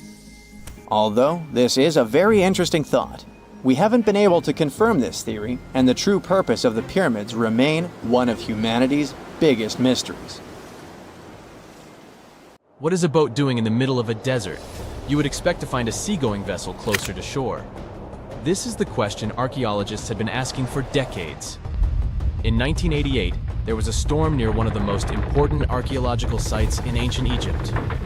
A wooden structure emerged from the sand. It was hollowed out by termites. Scientists were determined to solve its mystery. In 2000, they began excavating the site near Abydos, Ubidos. An American team of experts soon discovered a boat that was 70 feet long, and it wasn't alone. In total, there were 14 boats neatly resting next to each other. It was impossible to completely dig out the boats because of their poor condition. Luckily, the wood was preserved enough to get a sample. Analyses revealed that the boats were around 5,000 years old, the oldest fleet in human history to this date. The time of their construction predates the pyramids at Giza by half a millennium. Each ship of the fleet rested in a vault that matched its dimensions. The room was roughly a third of the size of a tennis court. It had mud brick walls that featured more than 120 drawings of boats. Ancient Egyptians incised them on whitewashed walls that were excellently preserved. Scientists have known about these mysterious chambers for well over a century. 1901, 1902. A British archaeologist, Arthur Weigel, stumbled upon a strange structure west of the River Nile. His team caught a glimpse of the interior walls. Sadly, a section of the roof collapsed, so they had to call off further exploration. Researchers abandoned the site, but its location remained on the maps. The boat's position first led scientists to think that they rested on a bank of the mighty Nile. But there was a problem with this theory. Today, the river flows almost 7 miles west of Abydos. Further studies of the surrounding terrain showed the Nile didn't change its course throughout history. Also, if the boats floated near a dock, they would be in unstable positions. The 14 vessels at Abydos were perfectly parallel to each other. There was only one conclusion possible. Someone had deliberately placed them like that. They must have gone through a lot of effort. Each boat had enough room for up to 30 rowers. These vessels could really float. They weren't models, but scholars still don't know if they actually sailed any body of water in ancient Egypt. This doesn't diminish the importance of the find. Previously, archaeologists found only small-scale models. In King Tut's tomb alone, there were 35 boat models. For a long time, these figurines were the only clues as to how ancient Egyptian vessels looked like. The boat's design confirms that they were the real deal. They are the earliest surviving examples of something called built boats. Ancient people constructed primitive vessels by hollowing out large tree trunks. The alternative was reed that was tied together to form a raft. The boats at Abydos had planks tied together. This was a major breakthrough in shipbuilding. During their lifetime, the boats must have seemed impressive. Timber was a valuable commodity at the time. There was no wood in the desert. Cedar had to be imported from Lebanon. The only person who could afford such luxury was the pharaoh.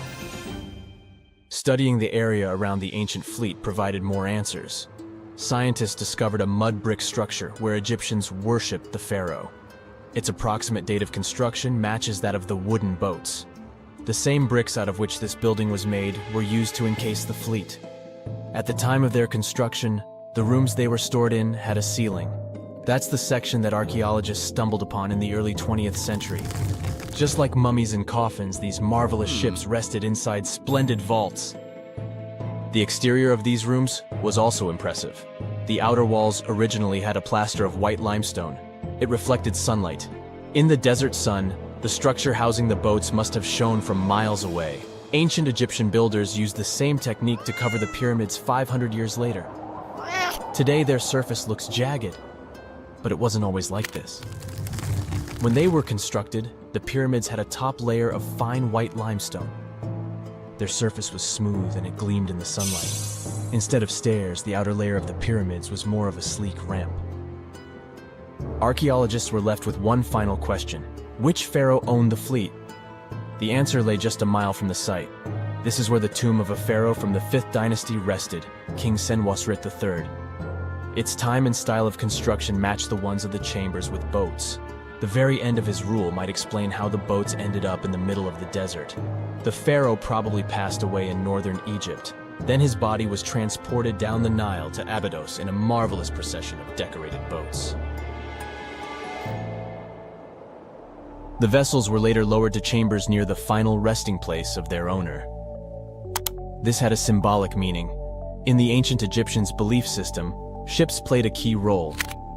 Their supreme deity was Ra.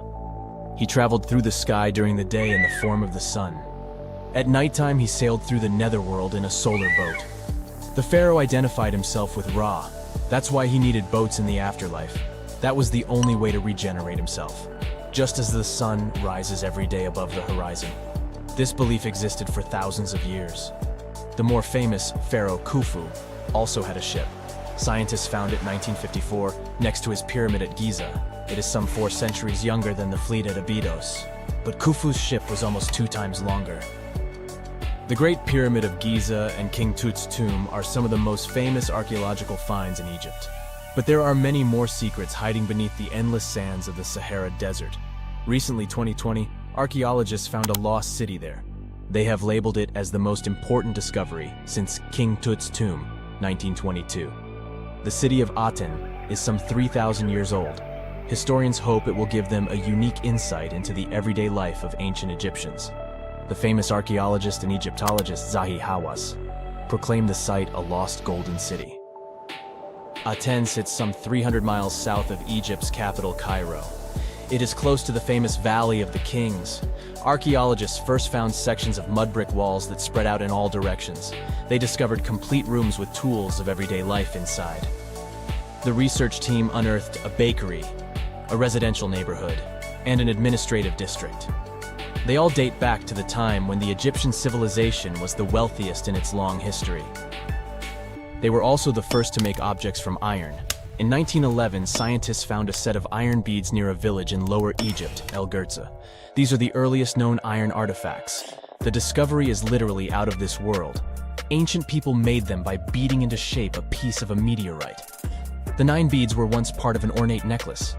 They are now blackened and corroded, which is perfectly normal for a piece of jewelry that is over 5,000 years old. They consist of an iron-nickel alloy.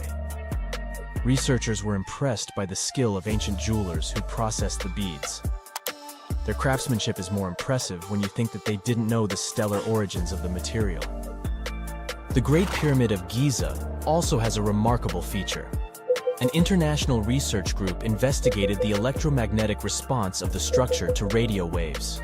They found that the pyramid has the ability to concentrate electromagnetic energy inside it.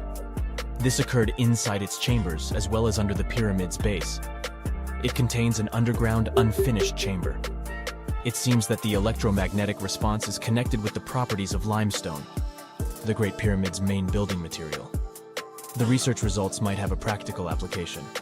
The way solar cells and nanosensors function could be improved by this remarkable find. Stonehenge took approximately 20 million man-hours to build. For comparison, an average human doesn't live much over 700,000 hours. This is Jack, one of the first builders of Stonehenge.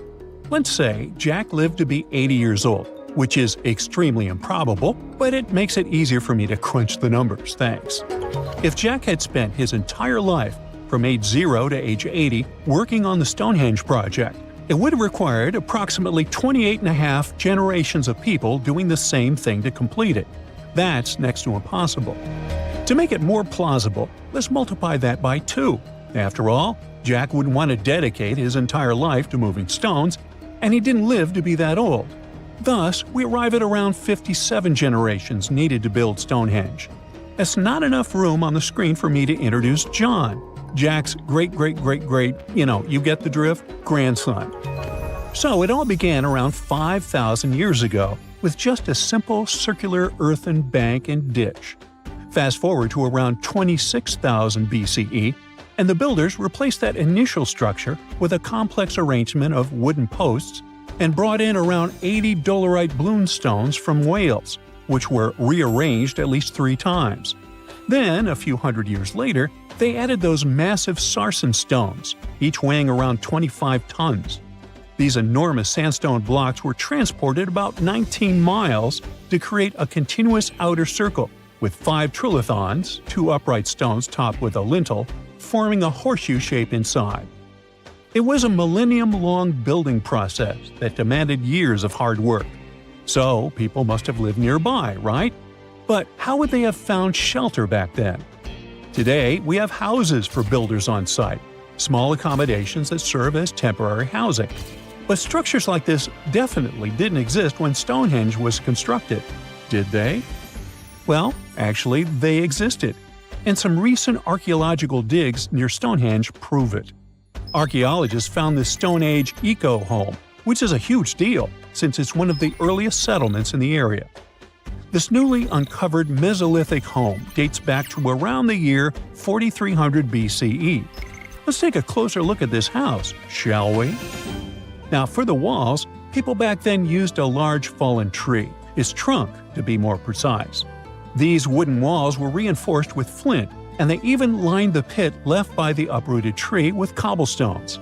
To create the roof, they opted for animal hides, which sounds like a wise choice. They must have provided protection against the unpredictable weather of the British Isles.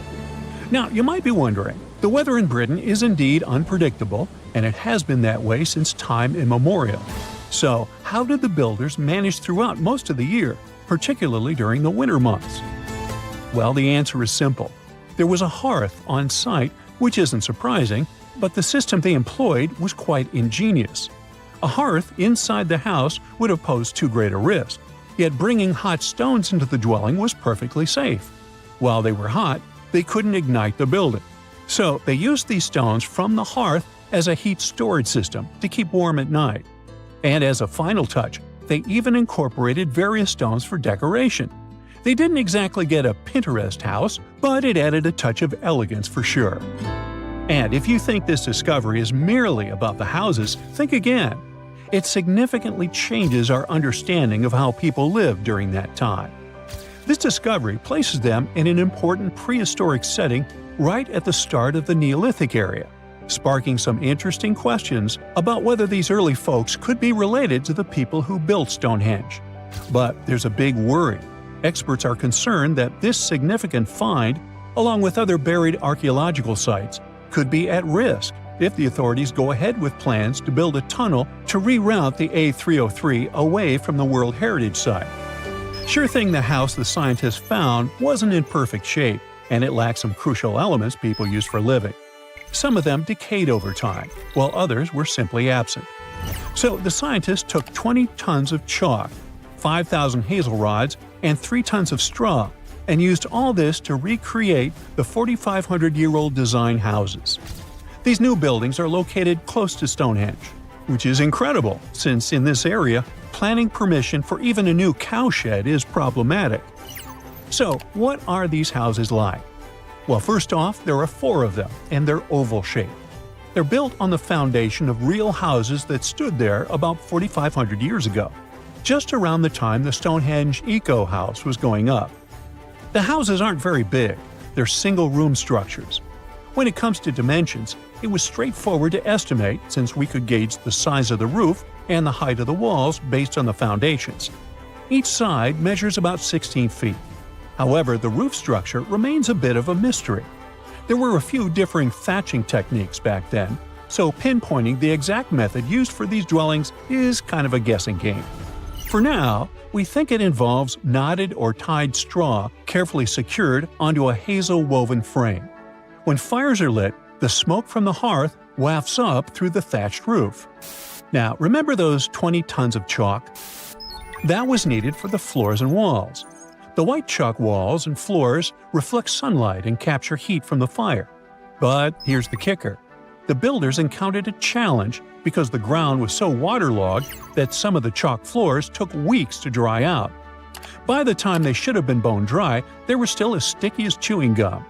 Now, it's safe to say people 4,500 years ago faced similar struggles, and we can really appreciate what they went through while building their homes. The final layer of daub was applied using rags, giving a smooth, almost shiny finish that looks surprisingly classy.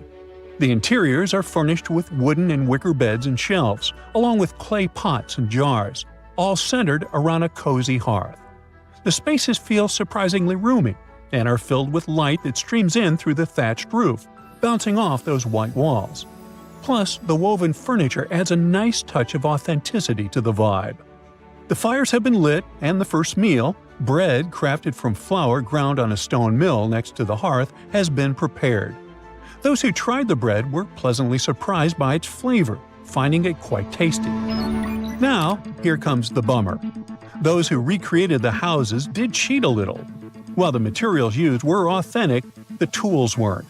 They used cement mixers to mix the daub, wheelbarrows to transport the timber, and logs by the hearth were split with steel axes instead of stone ones. Still, the builders aren't professionals, they're volunteers. So I think a bit of cheating is totally cool in this case. There are other volunteers on site who are more than happy to chat about the daily activities of the Stonehenge builders, from grinding grain with a quern to making rope from rushes. But these houses and the Eco House aren't the only remarkable things in the Stonehenge area. Some years ago, archaeologists uncovered a burial site close to Stonehenge that predates the monument itself. This Neolithic long barrow, dating back approximately 56 to 5,700 years, likely contains the remains of some of Britain's earliest inhabitants. The burial site was identified through aerial images that revealed its distinct shape beneath the crops. Salisbury Plain is rich with ancient sites, including Stonehenge, various mounds, and monuments. The area has remained undisturbed over the centuries, which is likely why so many ancient structures are still intact.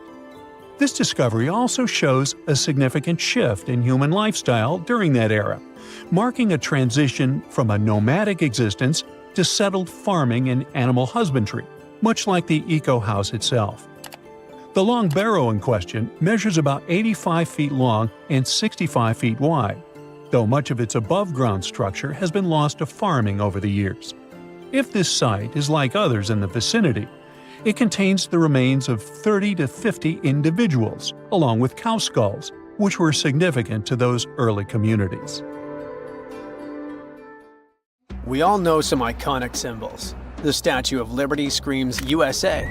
The Eiffel Tower represents Paris. And this mask? Undoubtedly, it's Tutankhamun's, right? Sometimes it feels like historians have squeezed every last drop out of the King Tut story. But guess what? The most obvious details often slip right under our noses. Like the fact that this famous mask didn't actually belong to him, nor was it ever meant for him. Stick with me for the details. Can we get a close-up of that mask? Thanks. See those holes? Yep, they're for earrings. And no, it's not that they had anything against jewelry, but back in ancient Egypt, earrings were typically worn by high-status women or kids. Now, if you know your history, you might say, but Tut was a boy king, wasn't he? You're spot on. He began his reign at just 9 years old. Sadly, that didn't last long as he passed away at a very young age. So when he was 9, he might have worn earrings, but he probably took them off when he hit that no earrings age. Sounds reasonable, right? Actually, not quite. That would have been pretty strange since nobody expected him to pass away young. Certainly not at 9. So no one was preparing a kid's mask for a burial. It's this untimely demise that suggests that the mask used was simply the best option available when Tut passed away. There are more clues pointing to the idea that the mask was found in a hurry. Let's think about this. Even though Tut was mummified and his body could wait a bit, his loved ones wanted him to reach the afterlife ASAP. Some experts even believe the paint in the tomb was still wet when it was sealed. But look at his mask. It's a masterpiece. There's no way it was made in a rush. It's way more elaborate than other simpler cartonnage pieces. The renowned mask of King Tut stands 21 inches tall, adorned with precious stones, and features a golden beard that weighs 5.5 pounds, making the entire mask 22.5 pounds. Okay, I'm a bit confused here. So it seems like it was probably a kid's mask, but it had a beard? I've never seen a 9-year-old with a goatee, and I'm guessing you haven't either. Just think about it. A grown man's face compared to a kid's face. Fun fact for you, our faces pretty much stopped growing at the age of 16, so by 19, Tut would have definitely had the face of an adult man. Can you imagine trying to fit a relatively small kid's mask on a grown man? That would have been super embarrassing, and no one would have let that happen. Right, let's dismiss the kid's theory. Now, the second option, if you remember, is that the mask could have originally belonged to a woman. This is where the beard theory comes into play. Some researchers believe the beard might have been added later on. Here's another twist. What if the mask was actually made for Nefertiti herself, who ended up maskless? In this case, there are two discoveries. Two birds with one stone. For now, it sounds like a conspiracy theory, I know. But let's give it a shot and delve deeper into the details. So, Tut passed away in around 1323 BCE, probably due to malaria. He had other health issues too, like when he broke his leg, and records suggest he wasn't in the best shape. As for Nefertiti, we have no solid data about her demise.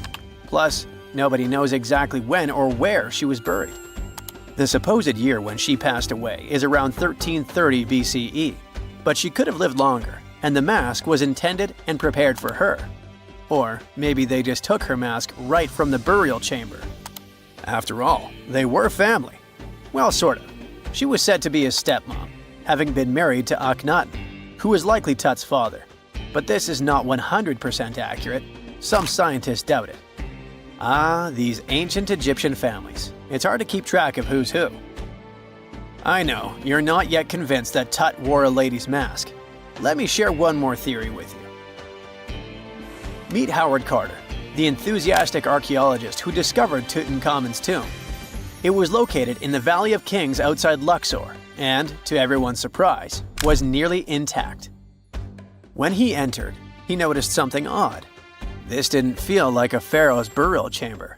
It was classy and all, but it had a vibe that suggested it was made for a woman. Typically, Egyptian pharaohs had larger tombs that suited them better, and even more strangely, it was oriented to the right of the entrance. This didn't add up. That orientation was typical for female chambers, which Egyptian queens used. Another red flag was that the chamber appeared to have been built in stages, and all the artifacts, around 2,000 of them, seemed hastily placed there. Even more curious, they looked like they were meant for other royals. Carter discovered this burial site in 1922, but it remained a mystery as to why it was so bizarre. Almost a century later, Nicholas Reeves thought he may have solved the puzzle. He claimed that King Tut might not have been the original resident of the tomb. Instead, he suggested that the undisturbed resting place of the legendary Queen Nefertiti could be hidden behind the walls of the boy king's burial chamber. Nicholas studied high-resolution photos for months, meticulously examining every pixel. One day, he focused on detailed scans that revealed the texture of the tomb's walls beneath layers of paint. He spotted what he believed to be outlines of two doorways that had been blocked and plastered over to hide them from view. The more he looked, the more it seemed real. Could it be a tomb within a tomb? Nicholas theorized there was a hidden storeroom behind the western wall of King Tut's tomb, and his chamber might just be the outermost section of a larger corridor-style network of rooms. It all sounds fancy, but sorry to break it to you, Reeves' theory was debunked. To find out if he was onto something, experts had to use ground-penetrating radar to see the unseen. Reeves's idea was that if there were gaps, it could indicate the presence of additional rooms. And at first, in 2015, one expert even thought he had found a hidden room. But the glory didn't last for long. A year later, after double-checking, it turned out there were no hidden doorways. By the way, Nefertiti isn't the only legendary woman from Egypt whose burial site remains a captivating mystery. There's a cool legend about Cleopatra that you might enjoy. It's said that she once declared, "No man will ever find my tomb." Kind of fitting, right? After all, the person who's come closest to uncovering her final resting place is a woman. Fast forward a few millennia after she passed away, and while no man has located it, archaeologist Kathleen Martinez believes she might have cracked the code. She's been on the quest for Cleopatra VII's tomb for nearly 20 years, and recently discovered a bust that she thinks represents the famous queen. However, not everyone is on board with her claim. Some experts argue that the bust doesn't resemble Cleopatra at all. Alongside this intriguing marble statue, Martinez's team also unearthed 337 coins, some of which, less controversially, feature Cleopatra's likeness. But the real part is that it's still not officially confirmed. There's no doubt about the existence of the small bust. It's carved from white marble, fits in one hand, and shows a woman wearing a royal crown, according to a translated statement from the Egyptian Ministry of Tourism and Antiquities. The big question, though, is who it actually depicts. While Martinez insists this statue is a representation of Queen Cleopatra VII, many other archaeologists argue that the facial features don't match, suggesting it likely belongs to a princess instead. Sorry, I can't resist the temptation of breaking the magic for a moment. Some folks believe that the whole idea of "no man will find my tomb" is misunderstood. Even if she did say it, what she probably meant was "no living soul," and it wasn't about gender at all. It can as well be just a beautiful legend. Toodaloo!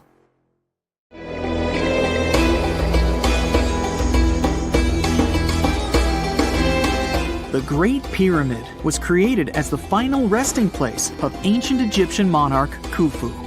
According to legend, French leader Napoleon entered the Great Pyramid and came back out looking shaken and super pale. He never revealed what he saw inside, but whatever it was is said to have affected him for the rest of his life. When Napoleon entered the pyramid, he would have walked through a super tight and ascending passageway. He'd then go through another passageway, known as the Great Chamber. This corridor would have been much taller than the previous one, and would have cobbles too. He'd then reach the King's Chamber, the centerpiece of the Great Pyramid, which was lined with huge blocks of granite. But it wouldn't have looked as grand as we might imagine. There are no hieroglyphics decorating its walls, as Egyptians only began decorating the burial chambers of pyramids much later on. The pharaoh's tombs deep inside the pyramid would have also been filled with treasures, from chunks of gold to the world's most expensive jewelry. But this would have all been looted a long time ago. The only thing that probably would have been left in there would have been a huge sarcophagus, which would have once contained the king's mummy. He'd also have to walk past the queen's chamber. This room most likely didn't hold any queens though, as pyramids were usually only built for one person. There are mysterious tunnels leading from here. To this day, no one is really sure what they're there for. And that's not the only mysterious and creepy thing Napoleon may have encountered, as stories of pharaohs leaving ancient curses on pyramids go way back. Many pyramids had warnings written on the outside, telling of horrifying things that would happen to those who entered and disturbed the peace. We might not know what exactly Napoleon found in the Great Pyramid that scared him so much, but we know for sure what was found in Tutankhamun's tomb. Tutankhamun was an ancient Egyptian pharaoh who was only 8 or 9 years old when he took to the throne. He became a cultural phenomenon when his tomb was discovered almost completely intact in 1922. His pyramid sits in the Valley of Kings in Thebes, modern Luxor, which is in Egypt. Unlike the Great Pyramid, Tutankhamun's tomb was covered in beautiful wall decorations. The walls told the story of how he would travel to the afterlife through the underworld. Egyptians believed all people would have to take this journey, so they would fill their tombs with objects and paintings to help them get there. There'd also be spells painted on the walls. They believed this would help people pass over to the next realm. The journey would be pretty long, and for that reason, the ancient Egyptians would also fill the pyramids with food. Tutankhamun's pyramid was filled with 8 fruit baskets. They even found something called gingerbread fruit in there. The rooms were jam-packed with furniture, statues, clothes, and staffs, amongst a whole bunch of other things. You'd likely find a lot of clothes and expensive jewelry in the pyramids as well. The ancient Egyptians wanted their ancestors to travel in style to the afterlife. They put Tutankhamun in his final resting place with over 50 pieces of clothing, all of the highest quality. There were tunics, scarves, gloves, and headdresses, and a ton of jewelry. Bracelets, pendants, necklaces, rings, and scarabs for protection were all found inside. Each of them was made of gold or precious stones. There were also fans made of ostrich feathers to keep the old pharaoh cool in the hot Egyptian sun. But the temperature inside the pyramids never actually went above 68 degrees Fahrenheit. The ancient Egyptians developed a super cool air conditioning system that we don't fully understand even today. Tutankhamun's pyramid also contained 130 walking sticks made from ebony, ivory, silver, and gold to help him on his journey. There were 3 chariots hidden away in case he got tired of all the walking. They also put 11 boat paddles inside, but there was no sign of any boat. The pyramids would be littered with the pharaoh's favorite scents and perfumes. During the excavation of Tutankhamun's pyramid, it quickly became clear that it had been robbed during ancient times. There was damage to doors and traces of oils left in empty jars. It looks like someone raided the pyramid for gold and the scents, perfumes, and oils that had been left for King Tut. There was still a bit of perfume, which was made from coconut oil and frankincense, left in one bottle. It seems like Pharaoh Tutankhamun loved board games. There was an ivory traveling set of senet in his pyramid. Although we don't know for sure exactly how to play it, we have figured out it was sort of an ancient Egyptian version of backgammon. It looks like it was a 2-player game where the goal was to knock your opponent off the board. Not really sure who Tutankhamun's mummy was supposed to play with, though. The ancient Egyptians had some rituals that may seem pretty strange to us. For example, they used to shave their eyebrows off if they ever lost a cat. So it's not too surprising they put some really weird things inside pyramids. Archaeologists discovered a collection of mummified cats and scarab beetles in pyramids that date back more than 4,000 years. They were found in the pyramids of Saqqara, which is south of Cairo. They also found a bunch of makeup kits and mirrors inside. Makeup was worn proudly by both men and women in ancient Egyptian times. Eyeliner was the most popular cosmetic. The Rosetta Stone was one of the best discoveries ever made in pyramids. It was found by our man Napoleon Bonaparte and his team. It's a black granite rock that dates back to 196 BCE. It's transcribed in Greek, Demotic, and hieroglyphic. When it was translated in 1822, we got the key to understanding ancient Egyptian hieroglyphics for the very first time. The discovery of Queen Hatshepsut's mummy in 1903 changed our understanding of the Egyptians forever.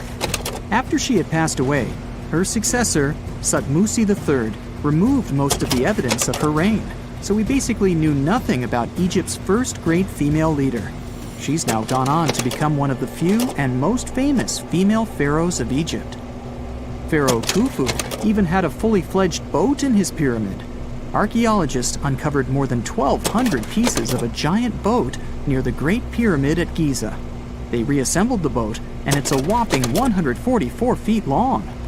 It's most likely a solar boat, which was designed to carry the resurrected king with the deity Ra.